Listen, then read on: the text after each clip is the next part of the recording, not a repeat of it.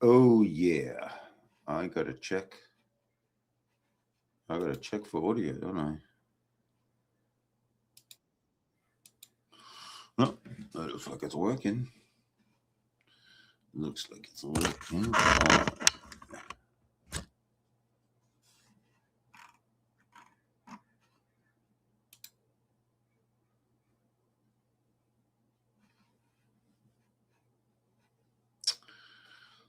Doody doody doo. Doody doody doo. Waiting. All right. Ooh. Viewers or not, here I go.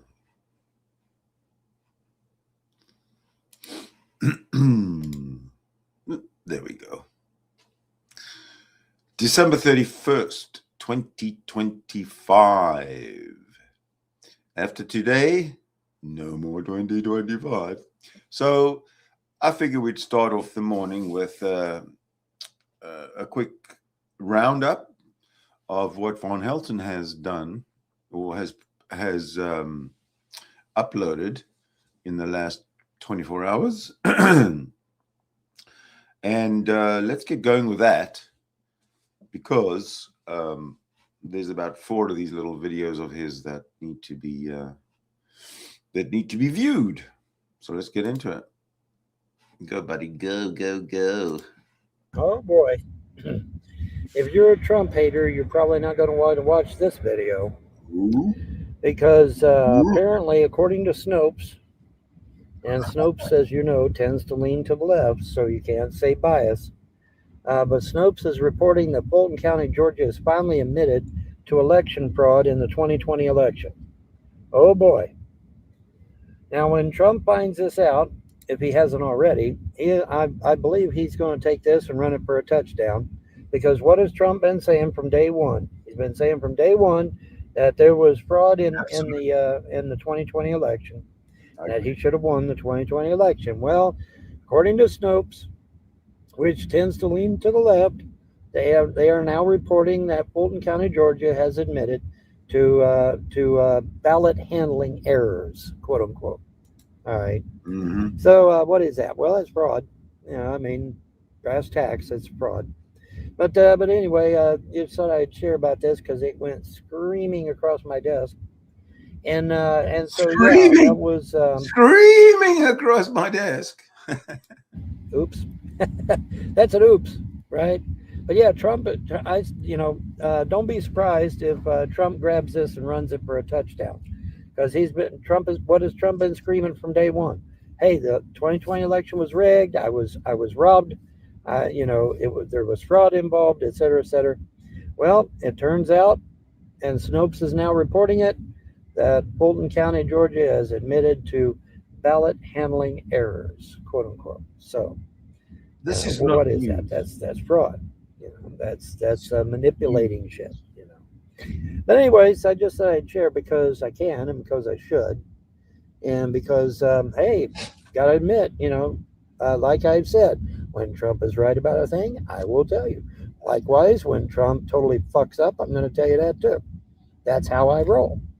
Oh man, what a But hero! in this case, guess what? It turned out that Trump was telling the truth. Wow, Von Helton, you're right on top of things, aren't you? Trump was right. There was fraud. There was fraud all over this damn country, in my opinion. But see, we've got him actually admitting. Of course, now I'll be well, wow, why are they admitting to that? Because they know there's not a damn thing we can do about it now. I mean, it's 2020 is long since gone. That's 5 years ago. So of course they admit to it now because there's not a damn thing we can do about it, right? But yeah, man, what about that though? Trump ended up being right, didn't he? Yeah. Didn't he? And now Snopes has confirmed it through the Fulton County, Georgia officials. So there you go, boys and girls. Wow, Trump was right. So if you got Trump derangement syndrome, you might want to take a break. I want to take a break because unfortunately for you, Trump ended up being right this time. And when he's right, I'm going to say so. Likewise, when he fucks up, I'm going to say that too. But in this case, no, Trump ended up being right. What about that? That's something. And I have my suspicions too. Because I mean, it didn't add up. It just didn't add up. You know, how does somebody that doesn't go out on the campaign trail get 81 million votes? Well, you don't. That's folks. That's more than Barack Obama.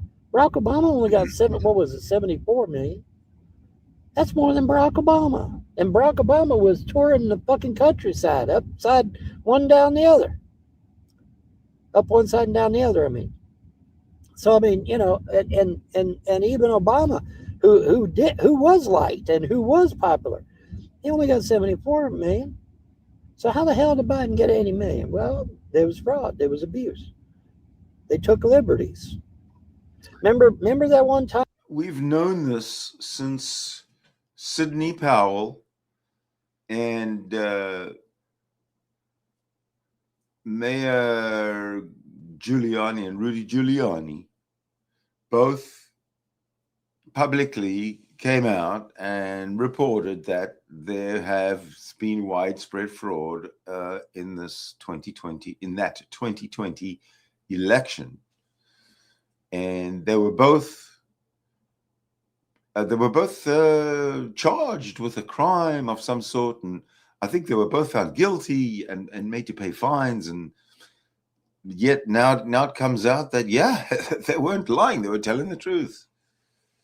Fucking Democrats. The thing about look, I'm not American, I'm not a U.S. citizen or anything like that. But when I look over the border through my camera or through my monitor, and I see the United States and its system laid bare before me, I'm not envious at all that I don't live in the United States. But to be a Democrat in the United States it's a mark of shame. There's been nothing that the Democrats have done that I have been moved in a way of being proud of America, of the Democrats. Absolutely nothing. Everything they do is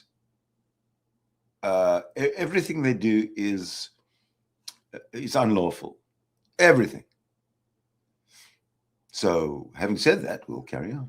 Time when they boarded up the windows with cardboard. Remember that? Remember that shit? I remember it. You remember it? It was in mainstream news. They boarded up the windows with cardboard. So what the fuck? Yeah, there was fraud and abuse going on, folks. There was. Come on now, let's be honest. And then we found all them Trump ballots in plastic baggies, laying out there in the middle of in the median of I-75, my old stomping grounds, I-75. Huge, big old bags of Trump ballots in garbage bags out there in the middle of I-75, in the median, the grassy parts, And it's like, what the fuck's that all about, boys and girls? Come on. Let's be honest here now. Come on. Let's be honest. But yeah, it turns out Trump was right, man. Got to give the man credit. Sorry, he was right. There was fraud and abuse. Fulton County has finally admitted it. Now we can't do shit about it. But they finally admitted it. And Snopes, which tends to lean to the left, is reporting on it. So there you go. Wow, what about that? Isn't that something? And Sharpie's growling at something. Anyways, before he starts cutting loose, I'll get out of here and went. But yeah, man, what about that? That's something. All right. Anyway, don't forget to like, share, rate, subscribe, and donate. Your donations and gifts of love keep me going through these trying times. Who would want to give you a gift of love? If it's possible to give a gift of hate and take money from you, that's the only alternative I would choose. Have a wonderful day and a better tomorrow. Bye. Bye-bye. All right, folks. I just woke up a few minutes ago at 11:11. Dude, you're 63 years old. You have never woken up. Ever. The gods woke me up at 11:11 and showed me some things on the internet like they tend to do. And the gods are still moving and shaking. I have not been abandoned. Oh, your gods have abandoned you. Isn't that what the trolls and haters said? Yeah. No, They just woke me up at 11:11 and showed me some things. And so when you Google 11:11, what do you find? Google themselves will even tell you it is a super angelic number because it's four numbers, right? Four numbers is a super angelic number. Three numbers is an angelic number. Four numbers is a super angelic number. And 11:11 itself, in particular, means a completion of a thing. And Google even went on to say that you could even make a wish if you ever see 11:11. Isn't that interesting? Well, I wish to win the internet, and I wish to go after these people that have done my family wrong. That's what I wish to do. And so let's put it to the test, shall we? But yeah, 11:11. Woke up at 11:11, and anybody can Google it. 11:11. Just put it in a Google search, and Google will pop up, or Lycos, or Yahoo, or Bing, or any other search engine. DuckDuckGo. Whatever your favorite search. Some people are using Brave now, I think it's called. Okay, whatever search engine you like, just put 11:11 in any search engine, and it will come up either as angelic number or super angelic. He said four numbers is actually a super angelic. 11 colon 11. Oh, sorry, 11 colon 11. 11 colon 11. Oops. 11 colon 11. All right, here we go. 11 colon 11 often signifies spiritual awakening, synchronicity, or a call to manifest desires. Interpreted as a wake-up call or portal to connect with your higher self, while also marking significant dates like Armistice Day or appearing in pop culture. It's seen as divine guidance, a nudge to be present, or a cosmic yes that you're on the right path, encouraging wishes or intention setting. So, yeah, this shows that Von Helton, that is Von Helton sitting in his car right here. He's on the right path to achieve his dreams and goals and ambitions in life. So good on you, Von Helton, for being on the right path. Number, which means it's really, really, really powerful. When you see four numbers that are the same, that is a really, really powerful. It's Hey, Mala. Imagine, you see three numbers that are the same. That's pretty powerful. But when you see four, it's extremely powerful. Why? Well, for one thing, it's extremely rare. Number one, and number two, because it's just it's like it's got that extra number to kick in. It's like the Powerball. The Powerball really kicks it in, right? And so this, the four numbers though is a super angelic number actually. When I initially Googled it said angel number, and then I had, and then when I clarified, and it's like, yeah, it's a super angelic one. It's because it's four numbers. But anyway, yeah, just wanted to share. So no, trolls, the gods have not abandoned me. My ET friends have not abandoned me. In fact, he's parked right above my car as we speak, just like they did when I was living in Kentucky. Isn't that interesting? Because remember, they were parked right over my double wide when I was living in Kentucky. Well, now they're parked right over my car. Why? Well, I myself don't fully understand.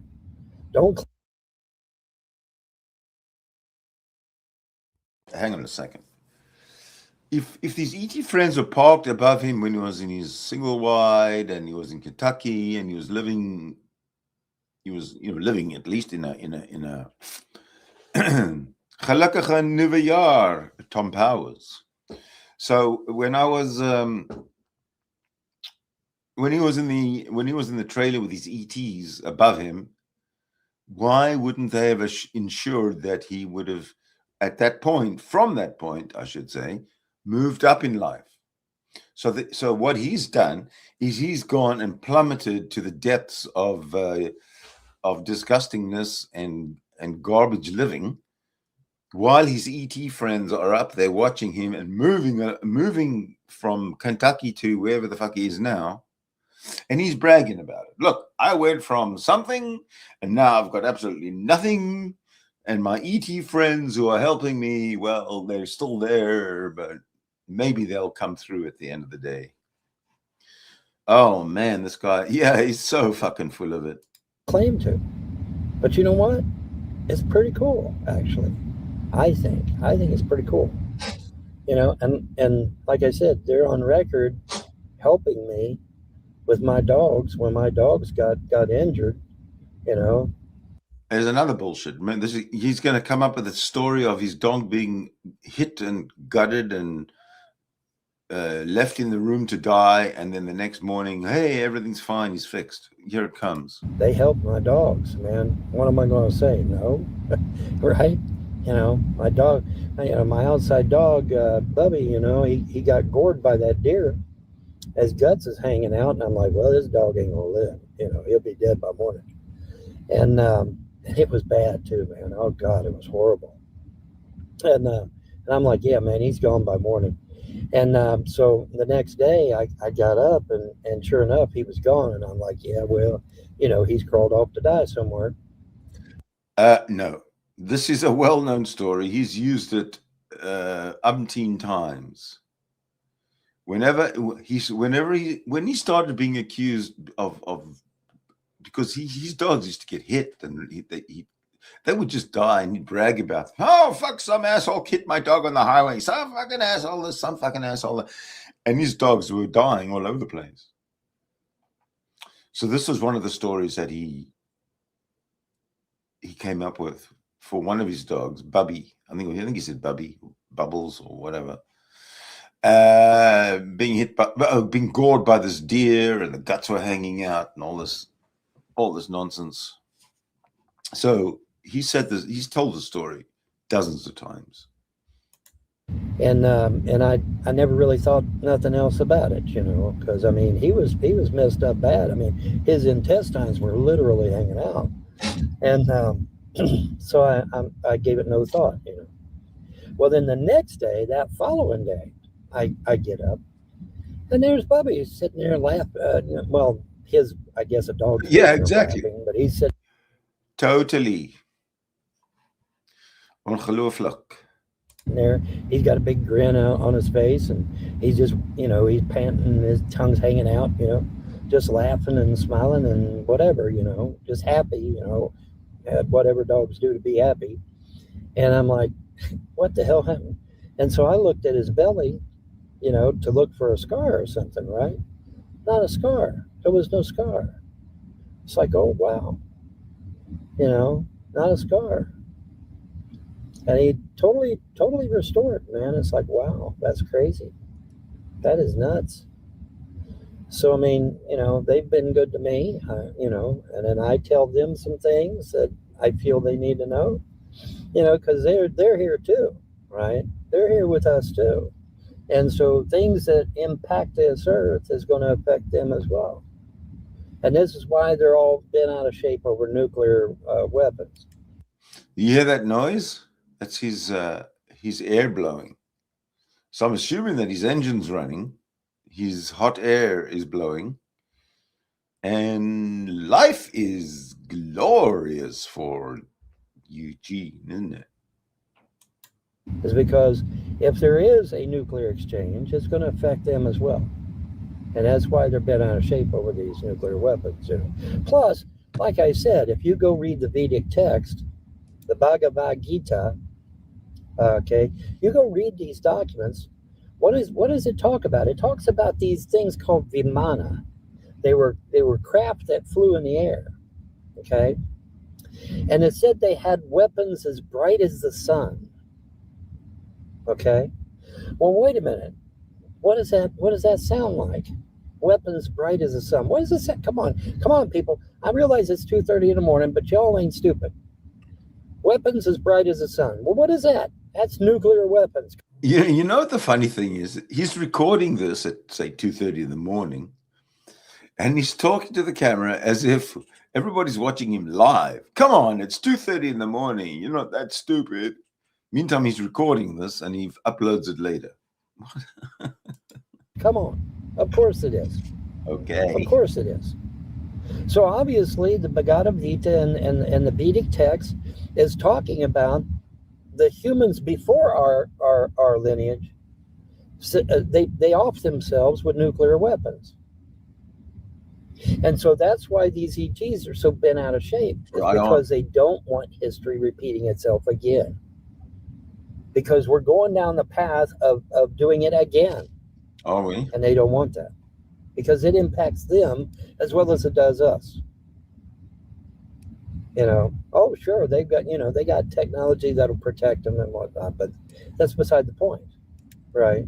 Because, I mean, if there is a major nuclear exchange, what is it, like 200 years or some shit before it finally goes away or something like that, or 2,000 or whatever. It's just some ungodly number, right? And, who needs that shit? There is a no-win. I have to give Putin credit. I know there's a lot of Putin haters out there, but you got to give Putin credit, because Putin got behind a podium. It was either behind a podium or it was in one of his meetings. I can't remember which. But he says, you got that jet stream up there, right? And you got the Gulf Stream down here, right? Nobody gives a shit about the streams. I want to know totally isumakanik. Isumakanik. Isumakangituk.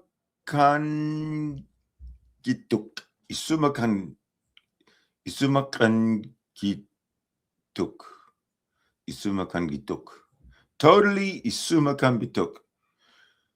Von Helton must die. Right? Okay, in a nuclear exchange, the jet stream and the Gulf Stream is going to take that radiation and it's going to spread it all over the world. Right? Yeah. So if you say, well, I'm going to remain a neutral country, well, I'm sorry, but you're still going to be irradiated, because that jet stream up there and that Gulf Stream down there is going to take that radiation, it's going to spread it all over the world. There's not going to be anywhere for you to hide. Nowhere. So who wins in a nuclear exchange? Nobody. Nobody wins. Obviously. Talk about something else.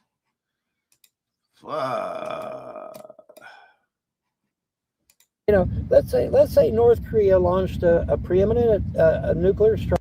Like there's such a lot of shit happening on the ground without nuclear wars, and he is going to the very, very end of the story. You got to read the whole book, Von Helton. You can't jump to the end where it's nuclear wars ends all of civilization and Homo sapiens is wiped out of existence. The end. You cannot jump there without going through the middle of the book, the body of the story. Strike against the United States. Let's say they did that. Guess what? That jet stream and that Gulf Stream is going to take that same nuclear radiation, going to send it right back to North Korea and irradiate them too. No one escapes nuclear radiation. Yeah. So just for the record, I just want to tell you that where I am in the world, it's 09:46. In other words, 9:46 a.m. So the way it's going to work is I think even Australia's already had their New Year's. So will be in and out celebrating New Year's until pretty much all of Europe, all of Asia, all of is done. And then as far as North America is concerned, I'm probably going to be done and I'll be offline.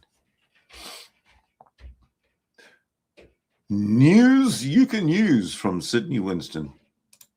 In an exchange. No one. Okay? Period. End of story. So let's just make that clear, and because I mean, there's a slow charging again. Okay, well, I can fix that.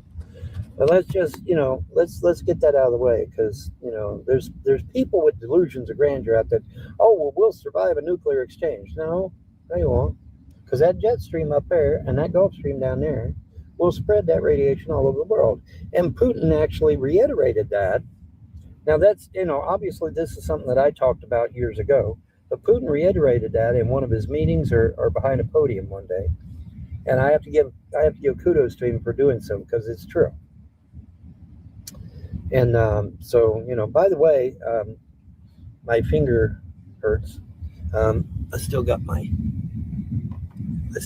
thing. You have to take it off when you wash your hands. So I took it off to wash my hands. I'll put it back on here in a minute. But my finger hurts.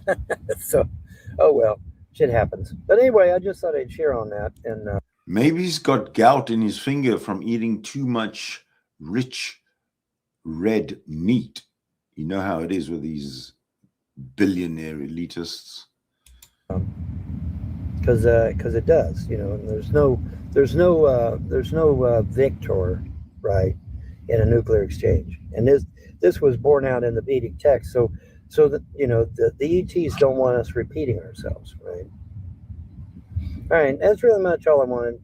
Y'all have a pleasant day and a better tomorrow. Don't forget to like, share, rate, subscribe, and donate and pontificate. All right, have a good one. Bye. All right, so let's pontificate. Firstly, let's do the Happy New Year's. And I have a story about Happy New Year's in Cape Town, South Africa. So Cape Town is a very, very unique culture. There's a Cape culture that never leaves you, no matter where you go in the world and how long you stay away. It's still there. Now, the one thing I remember about Cape Town on New Year's Eve, firstly, understand that New Year's Day, Christmas, that period is the beginning of a long, hot summer. So it's hot. The day was hot. The night is suffocating. It's hot. And in Sea Point, there's this main road.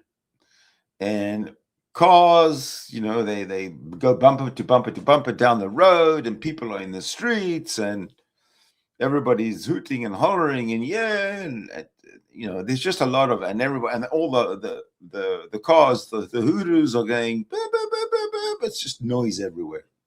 But the one thing about Cape Town that I'll never forget is if you're in a car and you're in if you're sort of stuck in the traffic or moving along, even if you're just moving slowly, you better keep your windows up. Why? Because there are those vagabonds who stand outside on the sidewalk on the pavement, and they got eggs, fresh eggs, or unboiled eggs or uncooked eggs, and they throw them at the cars. And if your window's open, you're going to get an egg in your head. I know it's messy. I know it's disgusting, but I was in a car. I was more of a kid, I guess. It was when I was much younger, and the car that I was in was driven by a friend of my family. And he was from Johannesburg, so I guess he didn't know. And his wife got hit by an egg, and she was pissed off. He was embarrassed. It was just a big mess. But anyway, that's New Year's in Cape Town for you. Don't miss it. Let's carry on with Von Helton. All right. Well, I realize now why I. Oh, hold on a sec. Hello, Rev's KK Club. Hey, I really like your avatar name. The last time you saw a homeless man like this was 15 years ago. Really? Wow.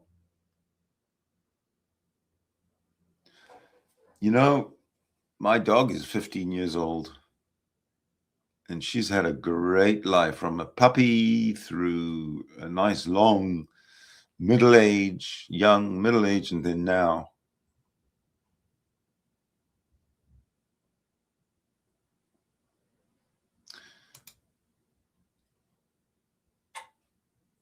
Yeah, I saw when I was in Cape Town. I used to go to Cape Town High School, which is right adjacent to the top of Government Avenue. Now, Government Avenue is the walk where you walk all the way down it.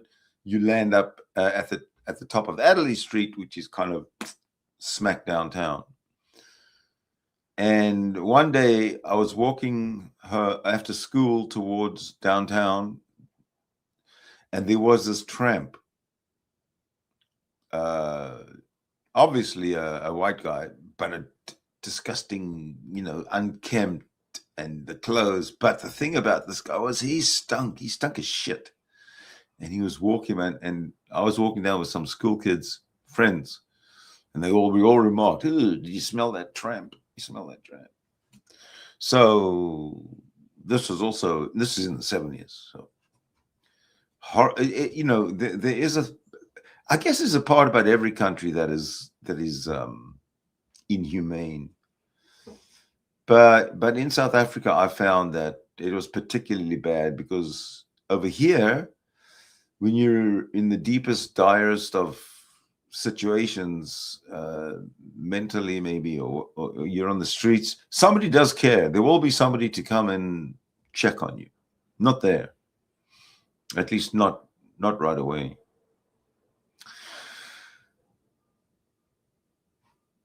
But let's carry on. Diane, what do you say? Oh, fugue state. That's a good question. If the healthcare officials were shown some of Vaughn's nutjob videos, do you think they would do anything? Probably, you know what? Probably not, because there's so many nutjob videos out there. And I think I agree with you, Tom.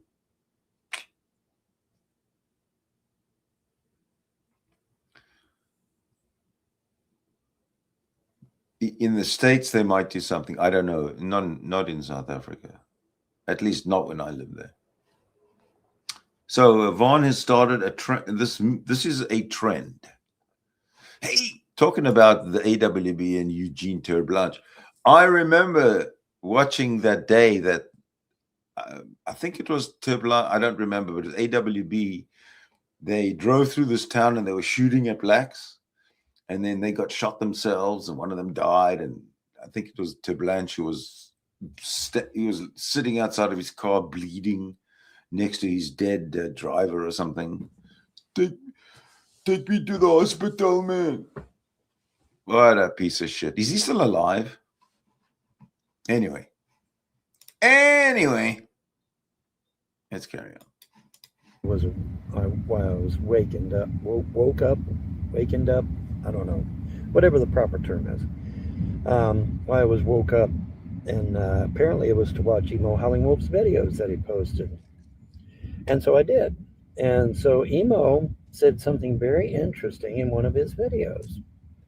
He said that the trolls had got him kicked out of his home too. And that's why he could not have me live with him. Fuck. You know what? We, the trolls, are damn good. We got Howling Wolf kicked out of his house. We got Von Helton kicked out of his house.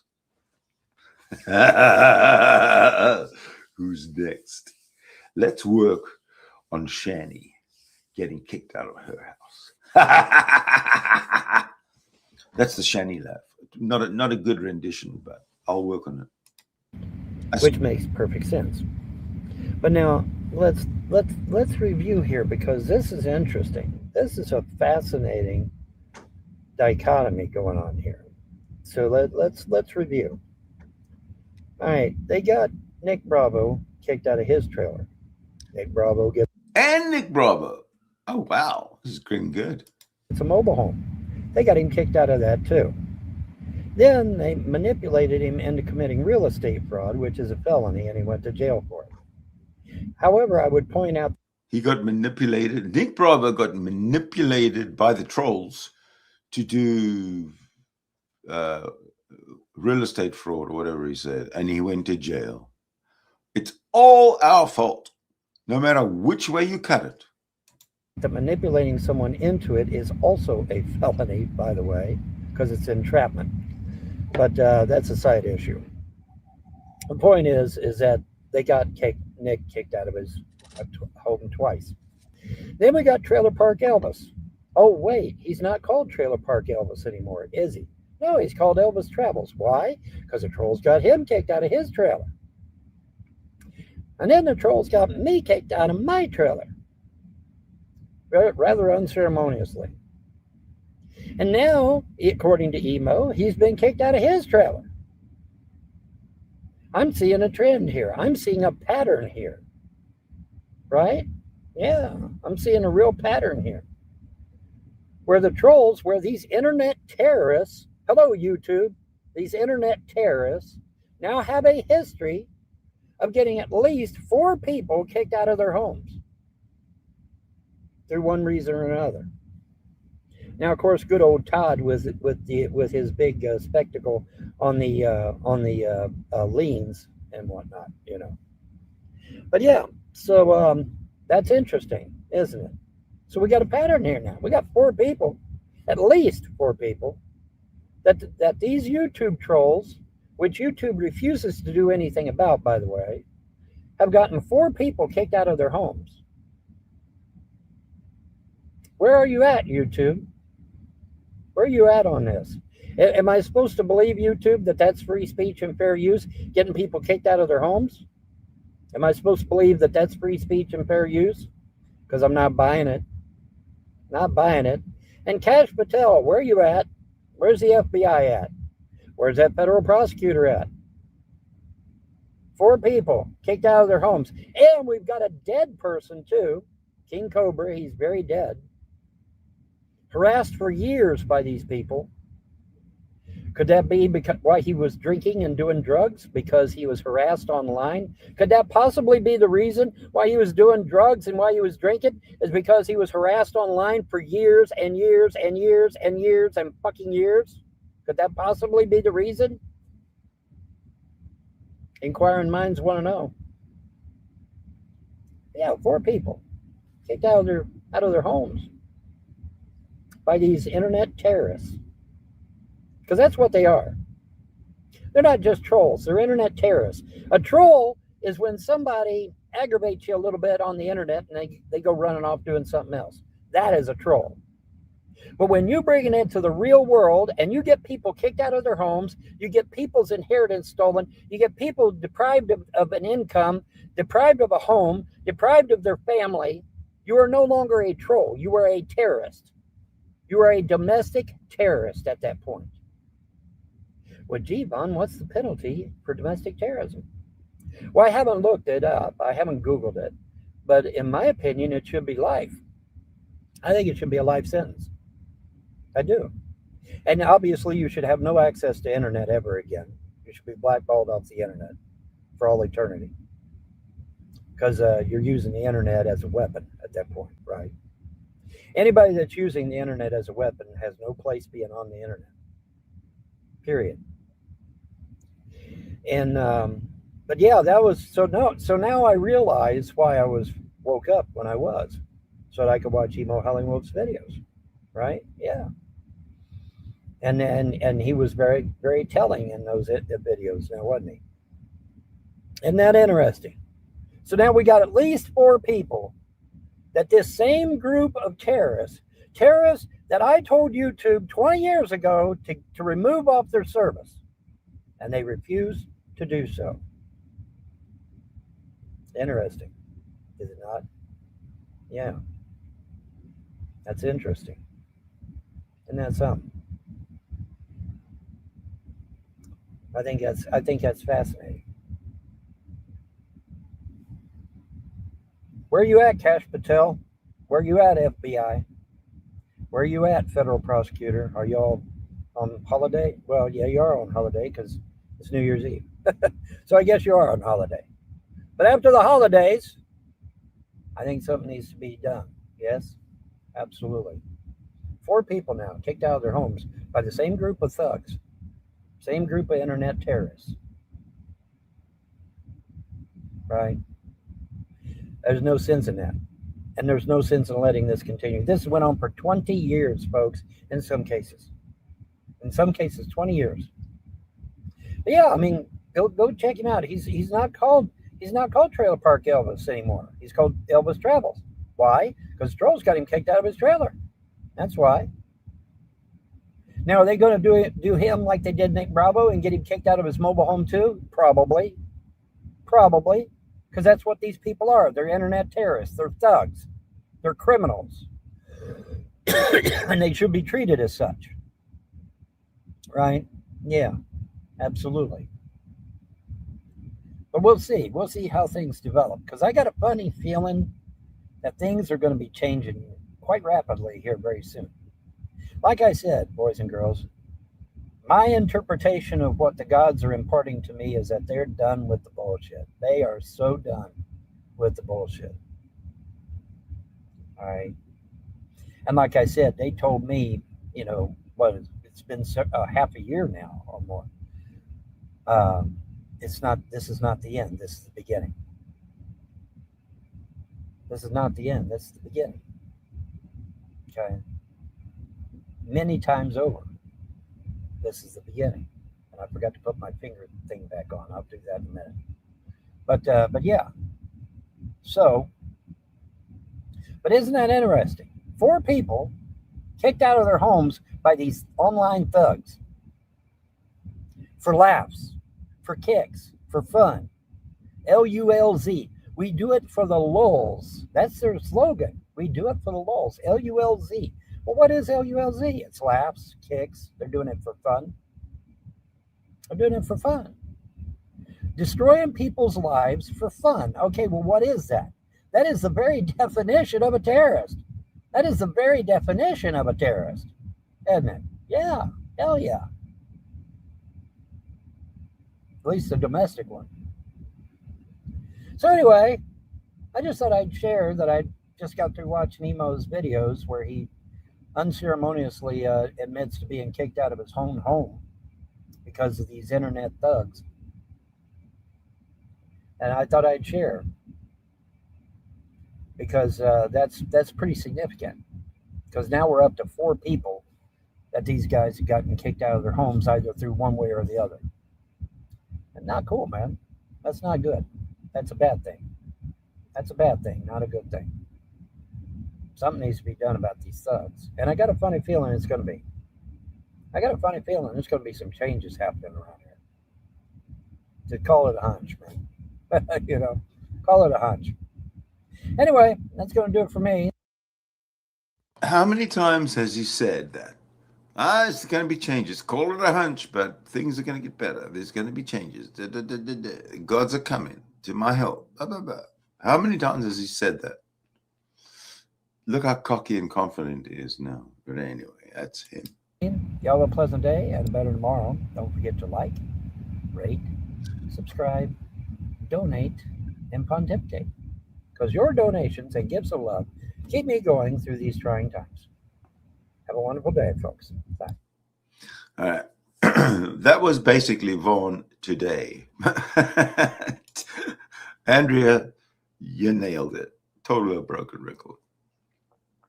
So, you know how he likes to brag about I was right, being right all the time? Well, I thought I found an I was right.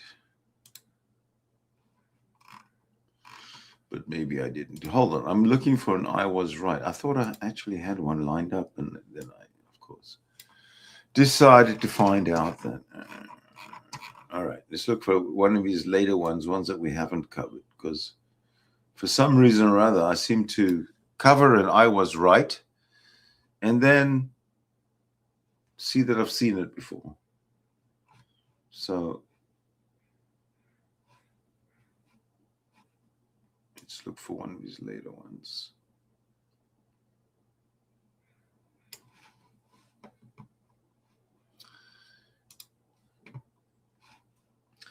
So, I tell you what. Geen probleem. Hey, Tom, you know what I'm going to do?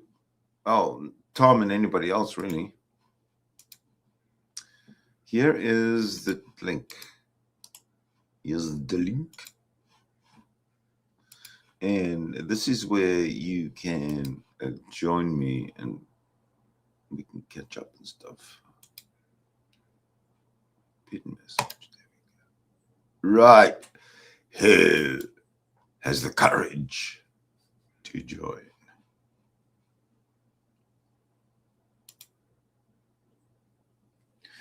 Yes, looking for, and I was right. Just give me a ooh, ooh, ooh, ooh.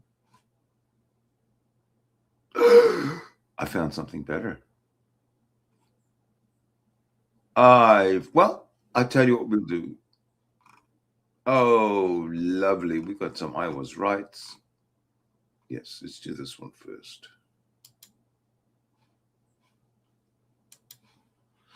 Okay, hold on a minute, because he's got a whole bunch of copyright shit that he presents.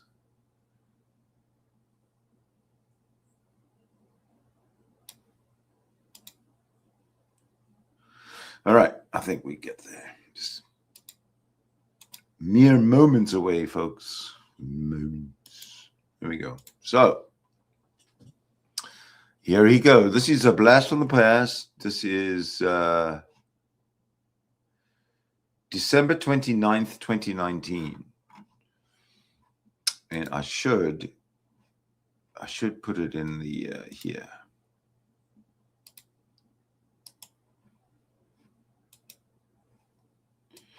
What did I say? 29th? Oh, so it's almost December. Denver? Do I know how to type or what? Okay, so here we go. This is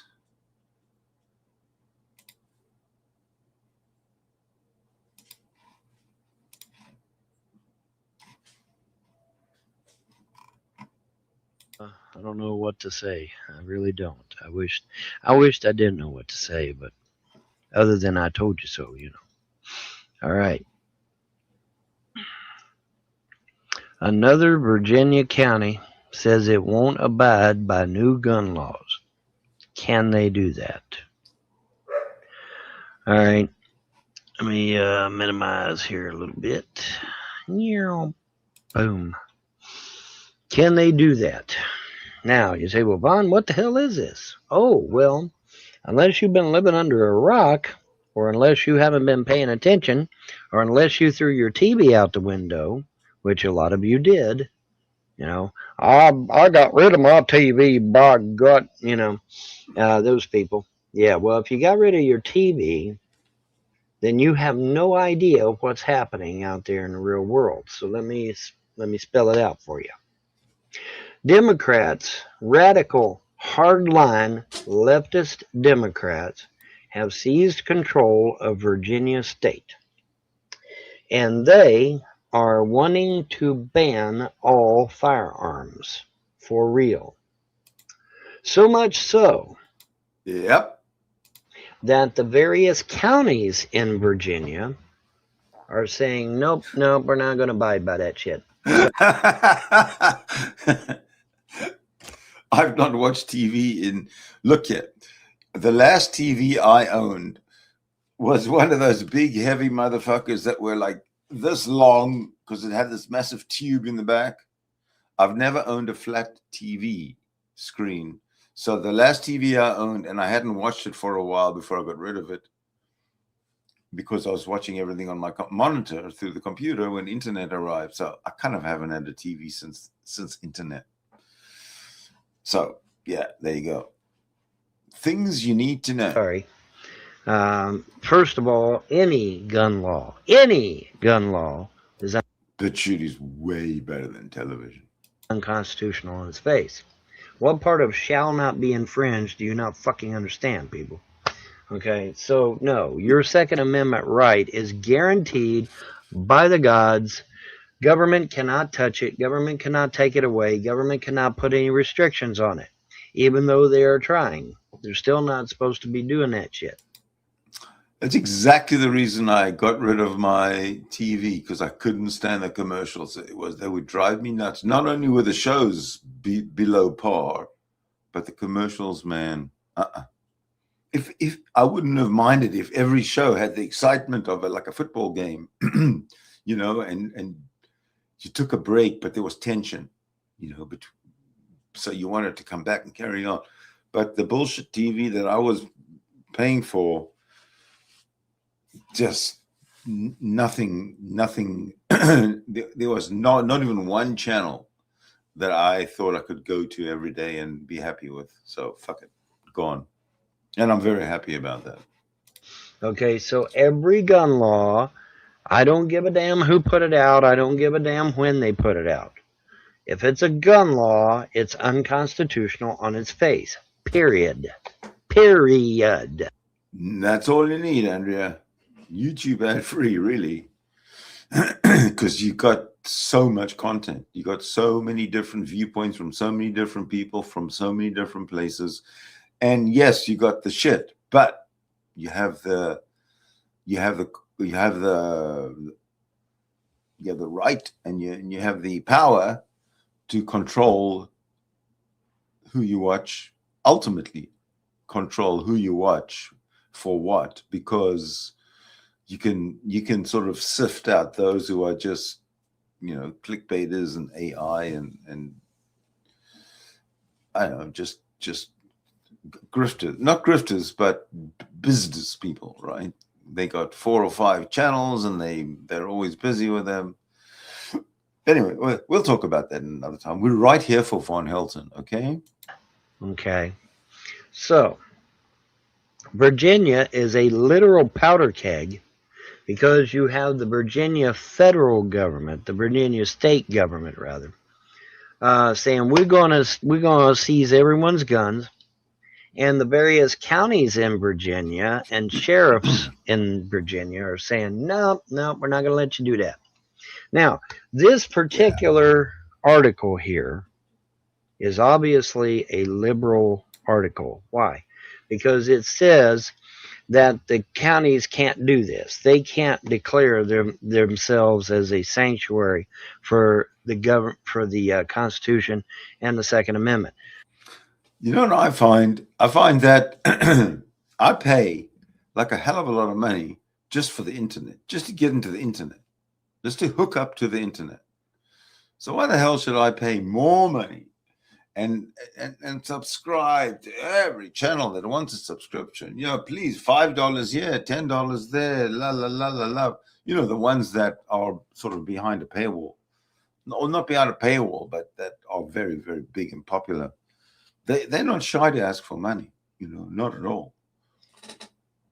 So I won't be either. You can donate to me through that little quack photo top right hand. That's the, what do they call it? It's the QR code for buy me a coffee, please. Anyway, let's carry on. Actually, they can, because I will remind you, folks, that the sheriff, your local sheriff, literally has more power than the federal government itself. That your local sheriff, if the federal government comes into your area and tries to fuck with you, your local sheriff can literally tell them to get the hell off the property and never come back. And they have to do it because your sheriff has more power than them. Well, thank you, Andrea. That's very kind of you. Now, I know somebody's just Googling that as fast as they can because they don't want to believe what I'm saying. But it's true. It's very true. Your sheriff has more power than the Fed. And if your sheriff says federal government has to leave, then they have to leave. All right. So this article, which says that these counties don't have the right to do this shit, is total bullshit because they do have a right. The sheriff has more power than the Fed. They can say that no restrictions on guns if they want, and there's not a damn thing the feds can do about it because the sheriff has more power than them. It always does that. I don't know why. And that's the truth. Now I know, like I said, I know my trolls and haters are Googling that for all they're worth. Well, you can just keep on Googling because it's true. The sheriff has more power. That is the truth. Let's read. The sheriff has more power than what? Well, we'll get to it. Some of it here. Fauquier County is the latest in Virginia to declare that it would defy any new gun legislation passed by the state legislature's incoming Democrat majority. The county's board of supervisors. Well, let's ask. Let's ask. What? Let's ask Google. What are the limitations of a sheriff's power? Ooh, I think I spelled a word wrong here.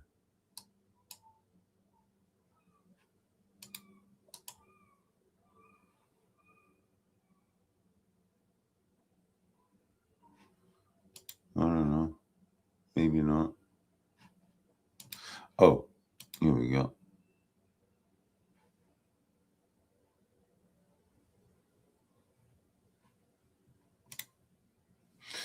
So, okay. A sheriff's powers are primarily limited by geographic jurisdiction and being generally restricted to specific legislated duties such as court security and serving court orders, rather than general law enforcement and criminal investigation. The authority is defined by provincial or state law and does not typically extend to enforcing all federal laws. In many jurisdictions, particularly in Canada, we don't want Canada, of U.S. sheriffs.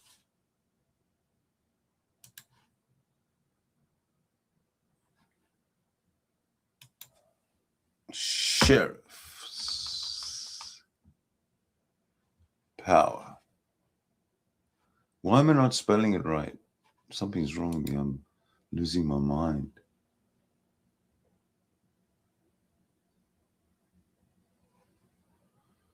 Yeah, same thing. Okay, Von, let's figure out what Von Helton is claiming, and then we'll prove him wrong or right. Unanimously this week to adopt a resolution designating Fauquier as a constitutional county. Fauquier's resolution says the county vigorously opposes any measure that, quote, infringes upon the right to keep and bear arms, unquote. The declaration differs virtually only in name from similar designations among the more than 24 Virginia counties that have already dubbed themselves, quote, Second Amendment sanctuaries, unquote. Legal experts say the proclamations are largely symbolic and that law enforcement agencies cannot legally refuse to uphold the law. Yes, they can. Your sheriff in your area does not, repeat, does not have to follow a law that is unconstitutional. No, he does not. No one has. Let me go back to Google here.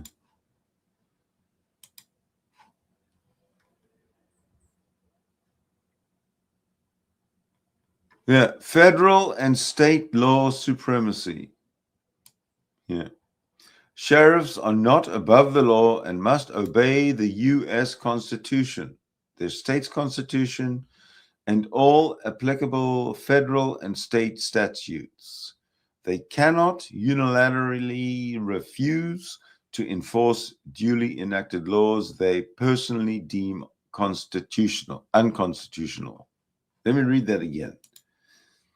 They cannot unilaterally refuse to enforce duly enacted laws they personally deem unconstitutional. Laws are presumed valid unless a court rules otherwise. Okay, well, let's leave it at that. And there we go. I saw the other day where, or no, was it earlier today or yesterday, where there's this sheriff saying, well, I don't like the law, but I've got to enforce the law, so I'm going to be out there to get your guns. No. The local law enforcement, your sheriff, can refuse a law that is unconstitutional, be it state constitution or federal. If it is unconstitutional to seize your guns, which it is, that sheriff can refuse to do that law. He can refuse to obey that law. He can. He can refuse to come and round up your guns. Of course, he'll get in a lot of hot water. He may lose his badge. He'll probably get, No, I'm not reading that at all.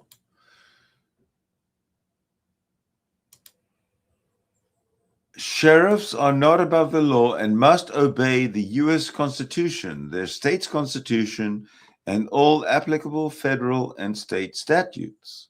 They cannot unilaterally refuse to enforce duly enacted laws they personally deem unconstitutional. Laws are presumed valid unless a court rules otherwise. I think that's pretty clear cut. So I have no idea why Von Helton is actually belaboring the point at all. Docked pay or how, whatever they want to do to the guy. But he can refuse an unconstitutional order. He can. The military, in the military, if you're given, let's say your commanding officer tells you jump off a cliff without a parachute or a hang glider, all right, you can refuse that order. Why? Because it is unlawful. It's putting you in danger, obviously. Okay, you can refuse that order. That's in the military. All right, same thing here. Your sheriff, your deputies, your police, countywide, local, whatever, they don't have to follow a law that is unconstitutional. Is it unconstitutional to seize your weapons? Yes, it is. You have a God-given right from above to keep and bear arms. And okay, all of a sudden there's a God above. See, freedom religion has many gods and goddesses. Many, many, many. This whole monotheism thing is got to fail. It's got to die. It's the Romans invented it, and they controlling your mind with monotheism. It must go. Come to freedom religion, where you are free and all the gods and goddesses, as long as you don't piss them off, you're good. Now, at least then, 2019, the God above has blah, blah, blah, blah, blah. What a hypocrite. Ain't talking about this type of arm either. He's talking about weapons. And to a finer point, because there was a Democrat on TV a while back that said, oh, well, you don't need assault weapons. You don't need weapons of war. And so I did some research. I went back to good old George Washington. Well, what did George Washington say? Washington said he wanted the citizenry to have military-grade weapons like the British military did back in 1776. And it wasn't just his Continental Army either, because I know you are going to try that shit. No, it wasn't just his Continental Army. It was the ordinary, everyday citizen to have military-grade weaponry that the British military had at the same time. Okay. So there goes your AR-15 and SKS and AK-47 BS right out the window. We're more than allowed to have military-grade weaponry at our disposal, per George Washington himself. Oh, something to Google. So let's see.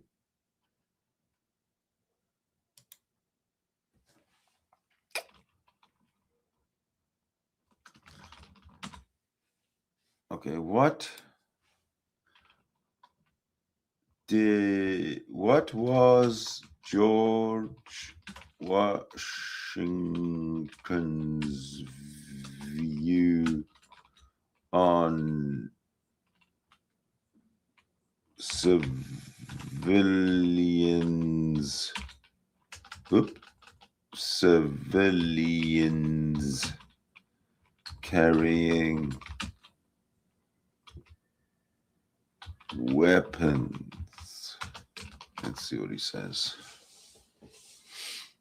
George Washington's view on civilians carrying weapons was focused on the need for a well-regulated militia for national defense, rather than an unfettered individual right to bear arms in the modern sense. He believed all citizens had an obligation to be armed and disciplined for the collective security of the state.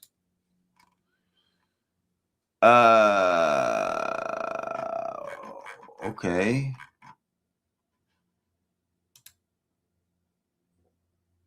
Okay, let's see. What type of weapons? What grade of weapons did George Washington recommend for civilians? Military grade is what I'm looking for, right?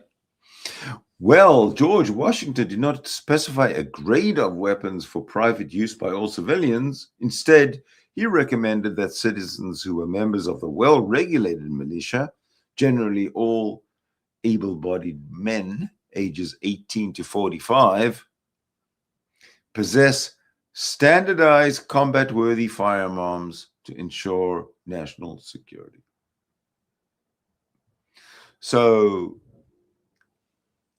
von Helton, he doesn't know history because there is no grade of weapon. The answer is combat-worthy firearms. Okay, so because von Helton's such an ignorant idiot, we had to come to Google to figure out what he's really trying to say. So back to the Vaughn. Period. So there we go. Anyways, so this, now you say, well, Von, that's Virginia, and it does look pretty shitty, but you act like there's more to this. Yes, there is. Check this shit out. Exactly. You ready for this one? Look here. Let me hold on. Let me move it over here a little bit. This is from the Sportsman's Alliance. Georgia legislation bans common hunting and sporting guns. This is December 12th, so I'm a little late. State Senate Donzella James, Democrat, Atlanta, has pre-filed legislation that would ban the possession of semi-automatic firearms. The prohibitions in Senate Bill 281 would even ban common semi-automatic shotguns used for bird hunting and trap shooting. Any person convicted under this new law shall be punished by imprisonment for a period of 5 years, unquote. SB 281 has yet to be assigned to a committee. Well, why don't we just look up Georgia Senate Bill 281? Let's do that.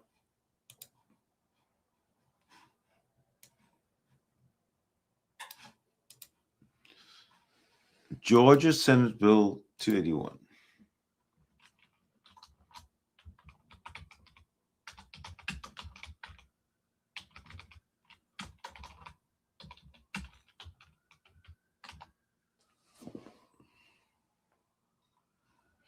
Georgia Senate Bill 281 has referred to different legislation across sessions, but recent 2025 versions on creating the Port Wentworth Convention and Visitors Bureau Authority, funded by hotel motel taxes, while older versions like 2019 proposed banning semi-automatic firearms, and earlier ones dealt with health insurance options. The current 2025 bill aims to boost tourism for Port Wentworth, moving through House readings, but its specific status depends on the legislative session. Oh my God, I don't really understand that.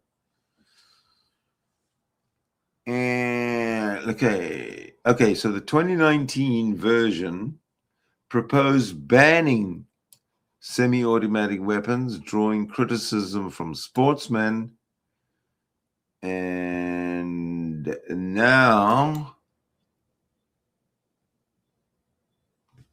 doesn't say anything at all about semi-automatic weapons, so I have no idea. Google's not helping me today. Are semi-automatic firearms banned or not? Let me find out.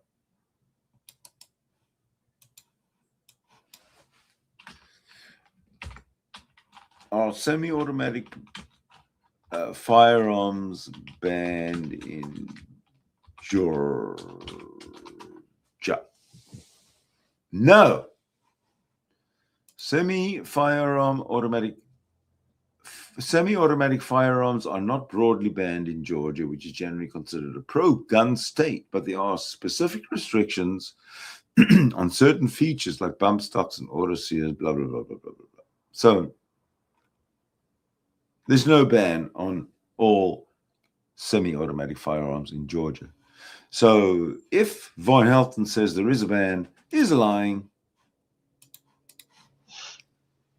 Legislation like, now listen, legislation like SB 281 continues to be introduced across the nation, and many legislatures jump at the chance to be at the forefront of gun control efforts. Yeah. Passage of SB 281 will do nothing, to curb gun violence committed by criminals, but instead punishes law-abiding sportsmen. Quote, So what he's saying here, he's doing an I was right video about banning guns or whatever, when he wasn't right. Ultimately, he wasn't right. So he's making a video, I was right, on something that's like it's a legislation that at that point hadn't even been introduced. It was kind of been talked about. So he's going off on, oh, you see what's going to happen? They're going to introduce this legislation and they're going to slowly reduce your gun rights and take away your guns, and then the communism and, the whole story. SB 281 is a wake-up call for sportsmen and gun owners, unquote, said Bruce Teague, Vice President, Government Affairs for Sportsmen's Alliance. Quote, whether you're a duck hunter, deer hunter, or trap shooter, it doesn't matter. This bill unjustly penalizes law-abiding hunters, sport shooters, and gun owners, unquote. Okay, and then it talks about their website and who they are and all that good shit. All right, so ordinary, because they used to say, folks? They used to say, oh, well, we're not going after the hunters or the sport shooters. We just want those evil assault weapons. Well, now they're going after the hunting weapons too.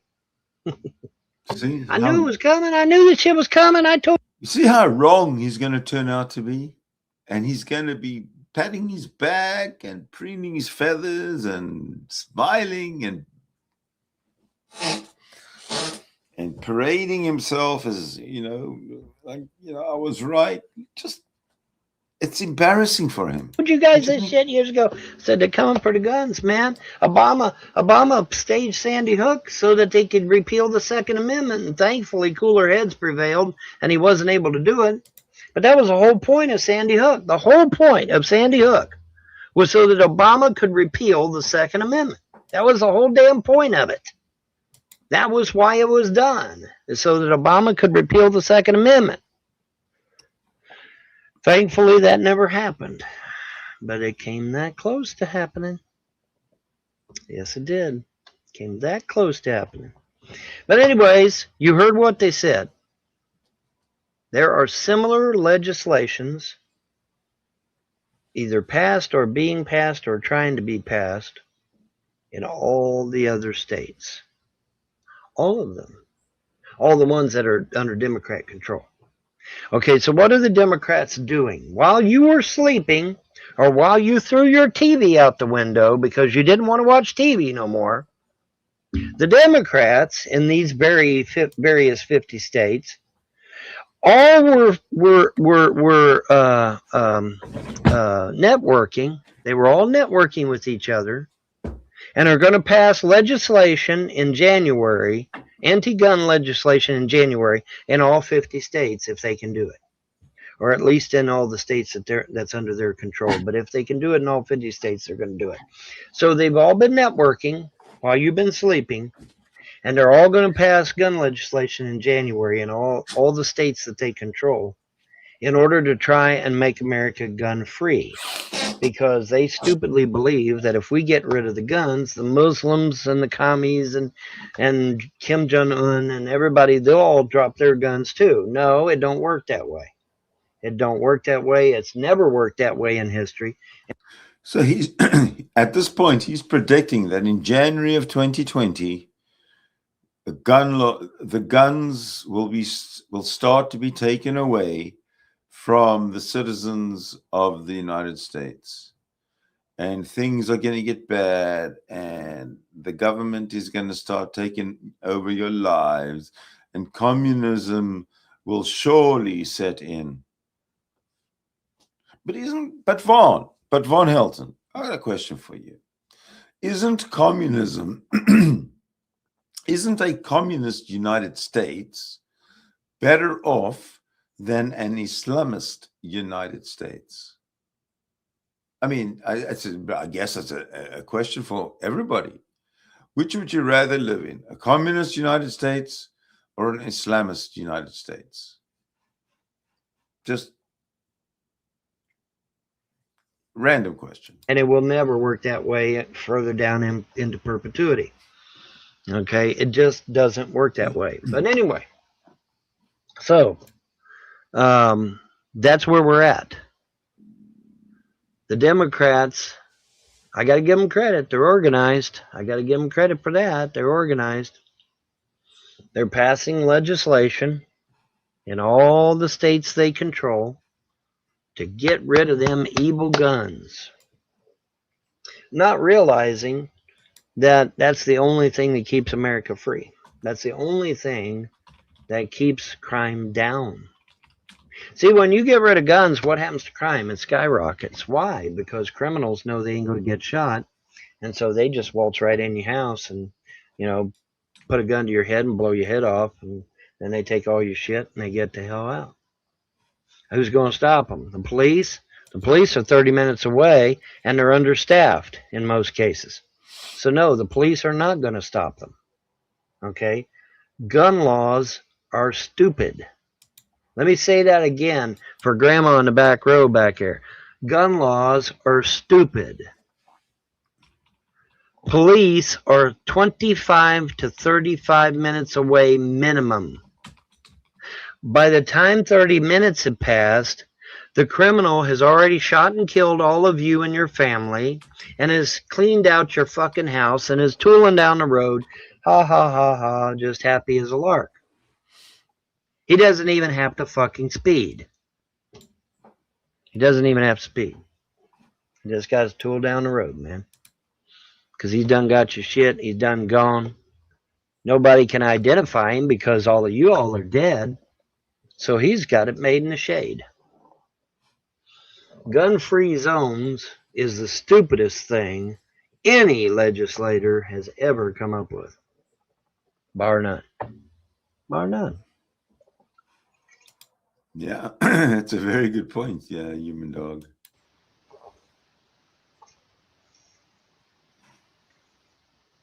And I'm sure the Democrats are sitting there scratching their heads saying, I don't understand. We got rid of the guns. Why is gun violence going up?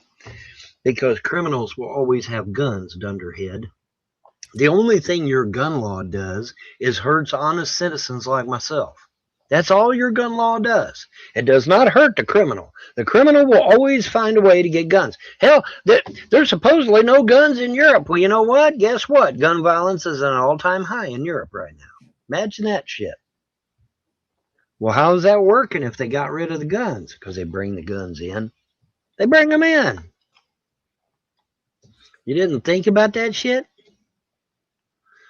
Anyways, so yeah, it looks like there is a concerted effort by the Democrats this January to quite literally pass gun bans in all of the states in the union that they control, and possibly even try to do it in all 50 states as some kind of coordinated attack against the Second Amendment, which it is an attack against the Second Amendment. There's no question of that. But let's be clear here. This stinks of a setup. No question about it in my mind. It stinks of a setup. So don't be surprised.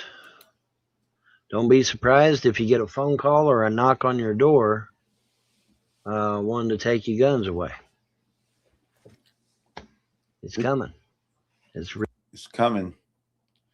Don't be surprised if you get a knock at the door and it's a couple of unarmed community volunteers from the gun department coming to take your guns away, and you, because they're from the government, you just meekly, calmly, with a smile on your face, you hand over all your guns to the community volunteer from the gun department.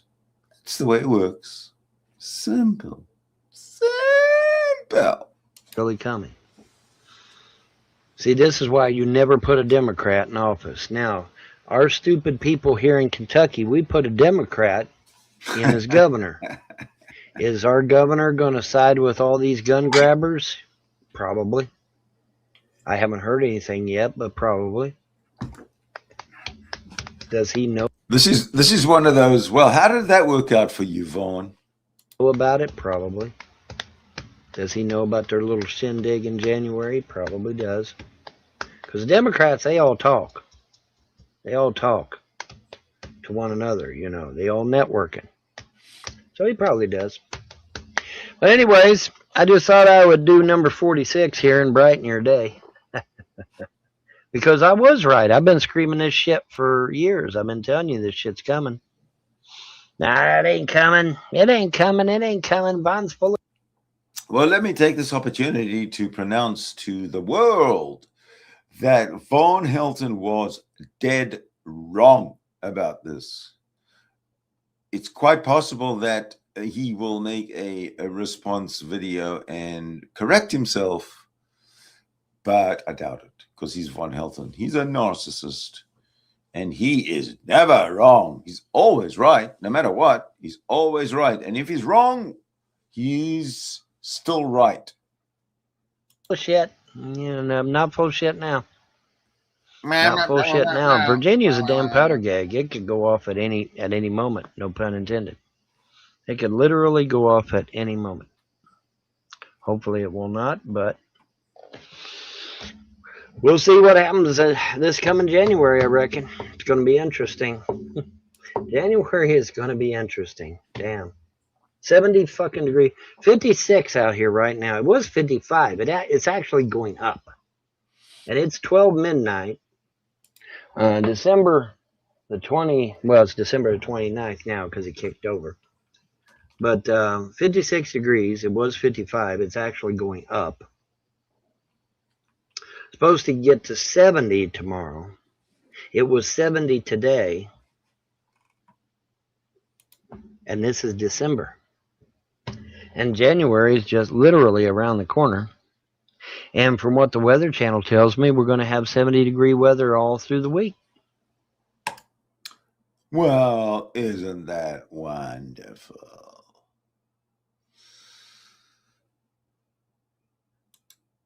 Well, I tell you what, before we do anything, let's check in.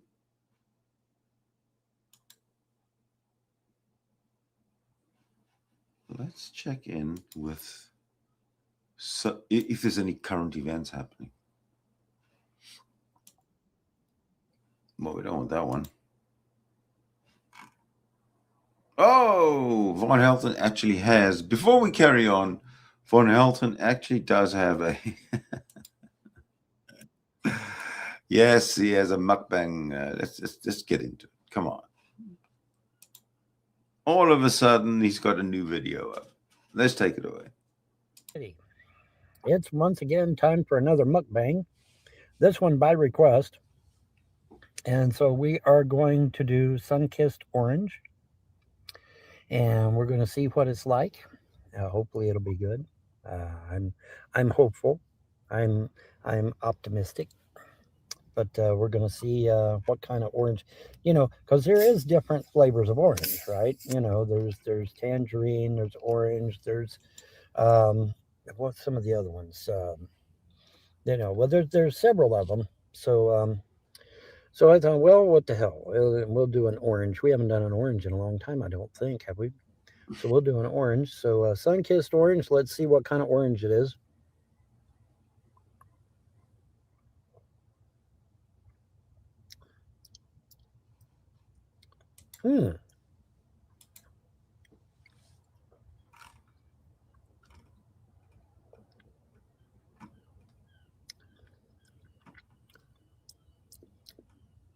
All right, it's not a traditional orange. So I don't know what's some of the different types of orange, because this is not a traditional orange. He's disappointed, folks. Is it a tangerine? I don't think it quite fits tangerine. Look, it's about time that we mention, or that I show you, why Von Helton is going to be earning $5 from Toby Michael. And I know you've heard this before, but if you haven't, here are the three steps. Toby Michael watched one of my videos on Von Helton, and Toby Michael, whose handle on YouTube is at Incopria, Toby Michael decided to tell me that I am a stalker, just like Todd Mallicoat, just a stalker. And he went on to tell me in step 2 that he is sending $5 for every stalker video I make, and Von will thank me. Then he showed me, or told me, that he'd sent $5. So he said for every stalker video that I made, he will send $5. Right? And I am putting on every video a reminder that he has to send Vaughn $5. The only thing that's not happening here is that Vaughn hasn't thanked me. So Toby Michael, do me a solid, will ya, mate? When you send your $5 to Von Helton, please put a message in there to thank Sydney Winston, because if it wasn't for me, Von Helton wouldn't be making $100 a week off of my content. So I would appreciate that. Thanks a lot. I really would. So yeah, let's carry on. But it's definitely an offshoot of an orange, but it's not the orange that we traditionally think of. It's an orange type, but it's not traditional orange.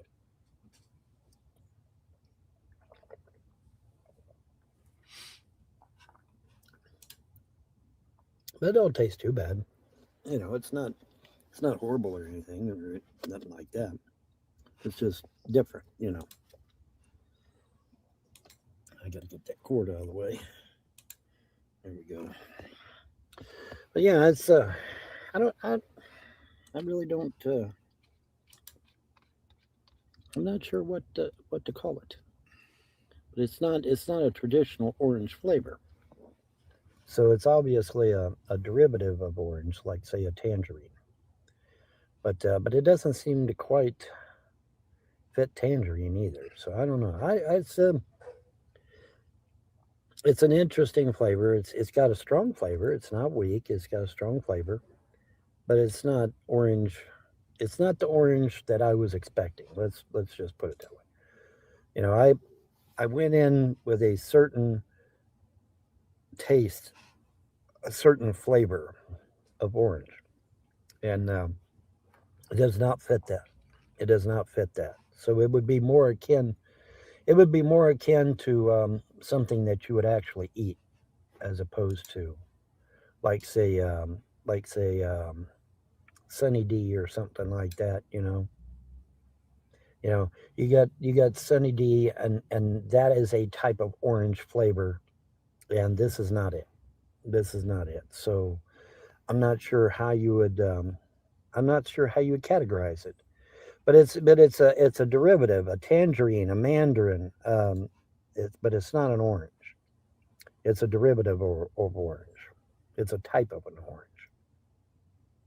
So, but anyway, it's not bad. It's tolerable, and it's got a good strong flavor. And you know, um, your mileage may vary though, because since it's not a traditional orange flavor like say Sunny D or Minute Maid orange juice, that type of orange flavor, it's not going to be that type of orange flavor when you drink it. So your mileage may vary. You might like it, you might not like it.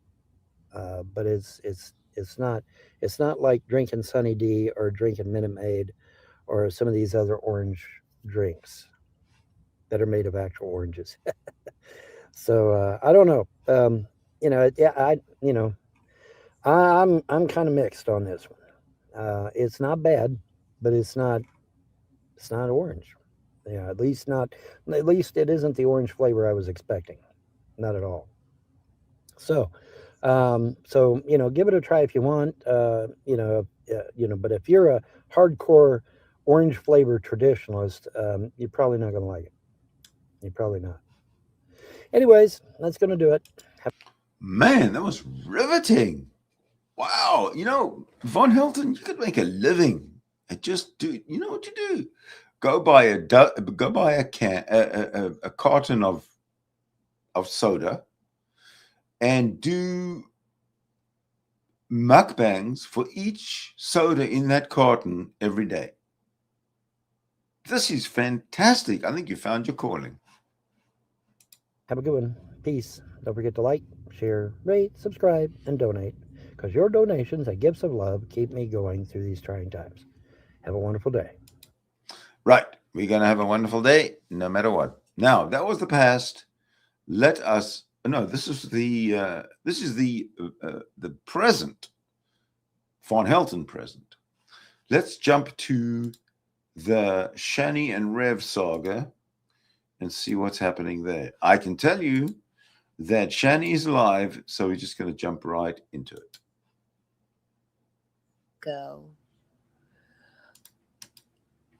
You know?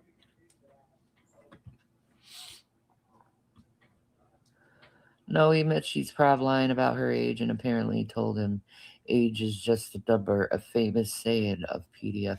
Oh.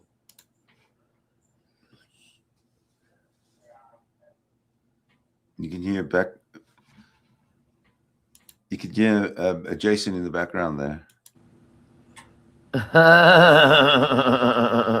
All right, I'm going to try it.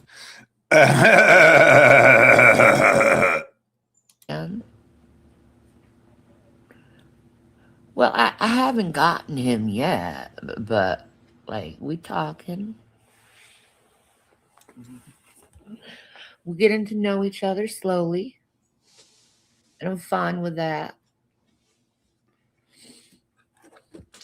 I want to go slow. I don't want to go fast.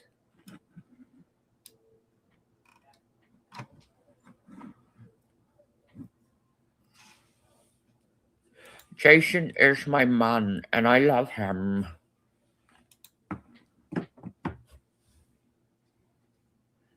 don't know yet, but I'm seeing what's going on. I ain't worrying about a man.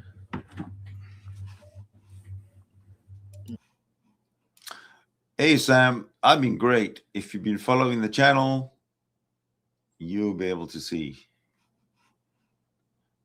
Welcome.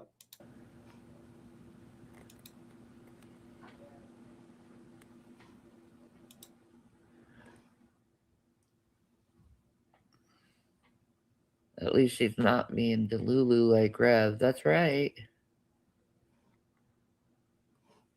Yeah, she does.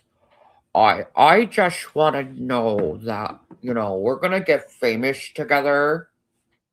And I want to have your babies, cuz nothing better than that voice as a soothing mother.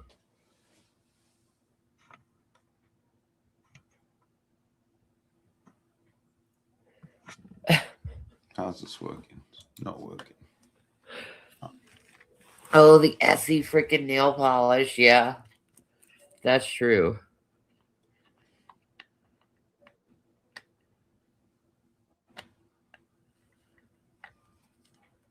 Yeah, the real girl ain't gonna stand up. The said that he's a creepy old man.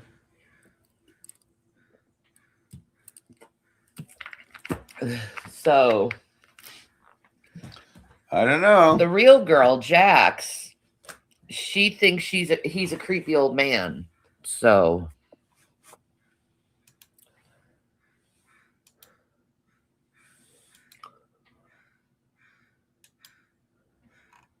Rev can't handle a real full-time child now.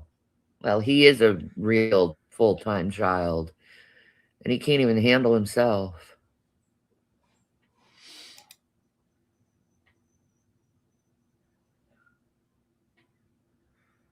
He's saying he's trolling me by eating donuts. Oh my God. What am I going to do?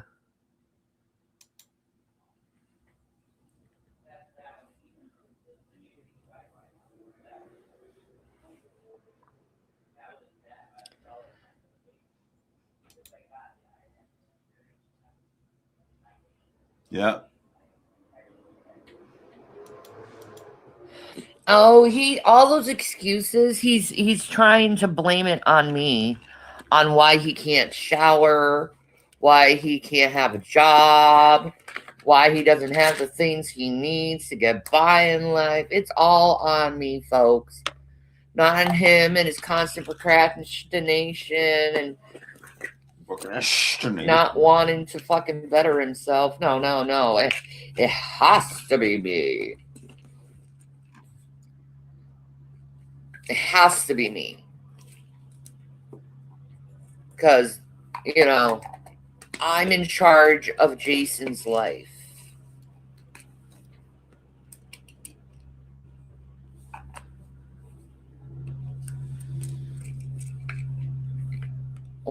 Oh.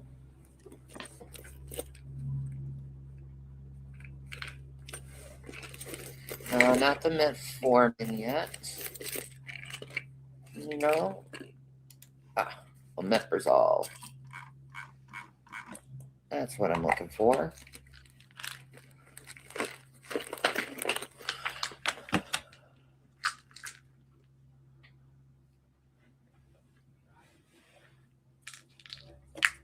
Oh, I'll be better off because I'm not with an abusive fucking son of a bitch pig who wants to spend his whole life trying to put me down.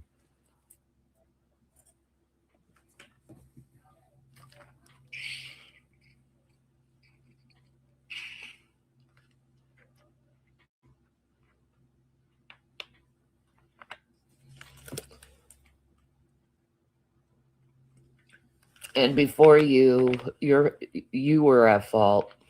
The excuses was his mom.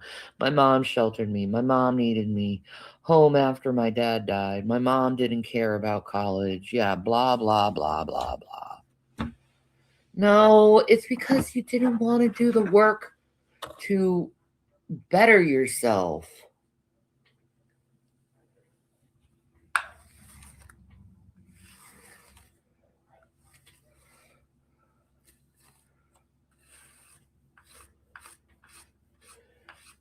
And me, I do the work to better myself.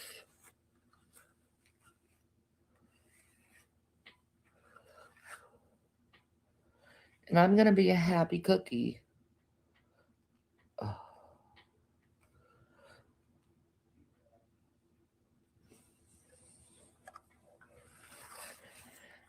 And if Derek's real, I'm going to spend the rest of my life happy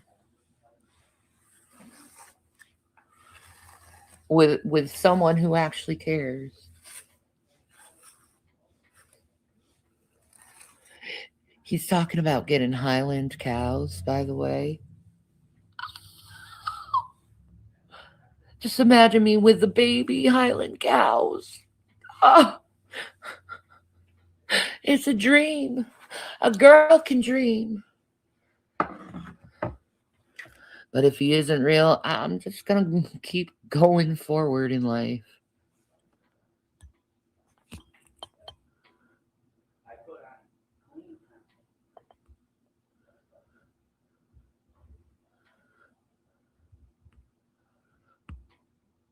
Who's Jason talking to? Shanny, tell us. Thank you.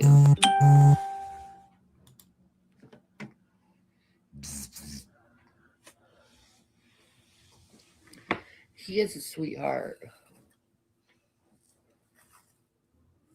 He's a simple man that just wants a simple life. Yeah. And it's exactly what the type of life I want. It's just simple. Nothing too rough.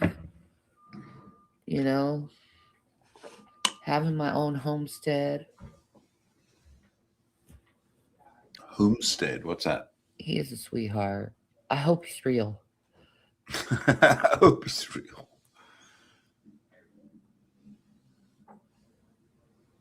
He talks like Scrooge McDuck, y'all. Well, if he sounds like Scrooge McDuck, and I don't hear that North Carolinian accent,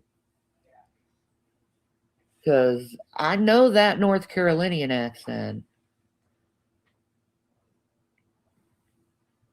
especially the mountain North Carolinian. But it'd be really bad. It would be really awesome. I'm back in North Carolina.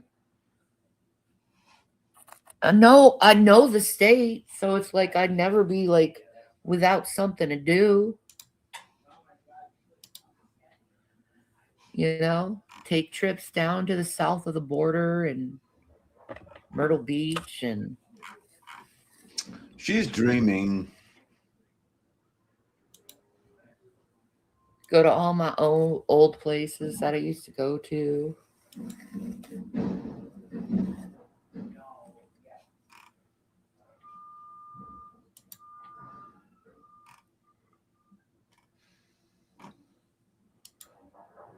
It's a dream come true to have my life like that. So I'm hoping it's not a catfish. But I've been dreaming about that life for forever now. I wanted it with Jason when I thought he would do something with his life, and he never did anything with his life. And I'm like, no, I'll leave it down. I'm like, why didn't you never do anything with your life? Like, I've been all over the United States. He's only been to Pennsylvania and the states we drive through, and like, he's never done anything in his life. He didn't even learn how to ride a bike or swim. It might be a man using a voice changer. Yeah, it was Tommy's son, Jamie. He's like, I just need to know you're straight, right? So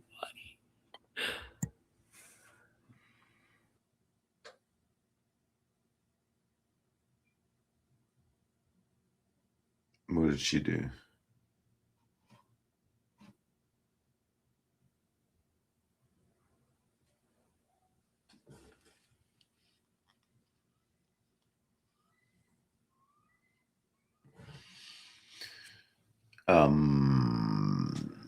Oh, sorry.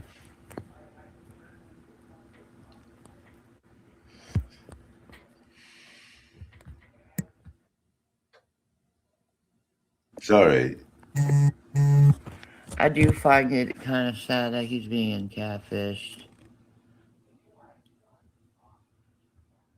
He wants him gone? Yeah. He wants him gone. Who wants a who gone?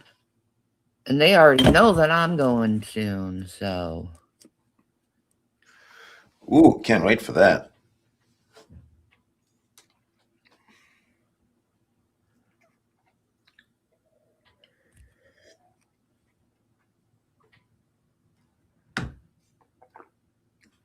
No, I don't think he has any plans on leaving. He said he wants to bring a girl here to fuck, and it's like, aren't you with someone else?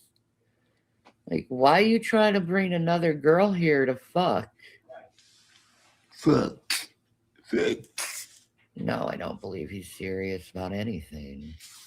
Why should I?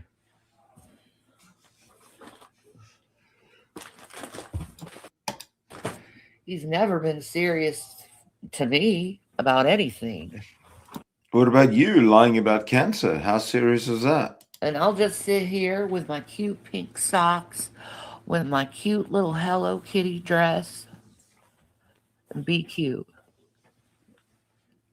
You're a whale. Whales aren't cute.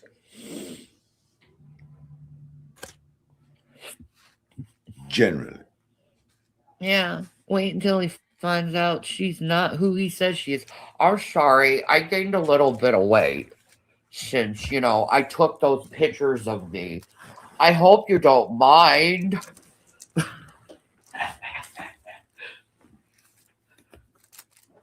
Where's she gone?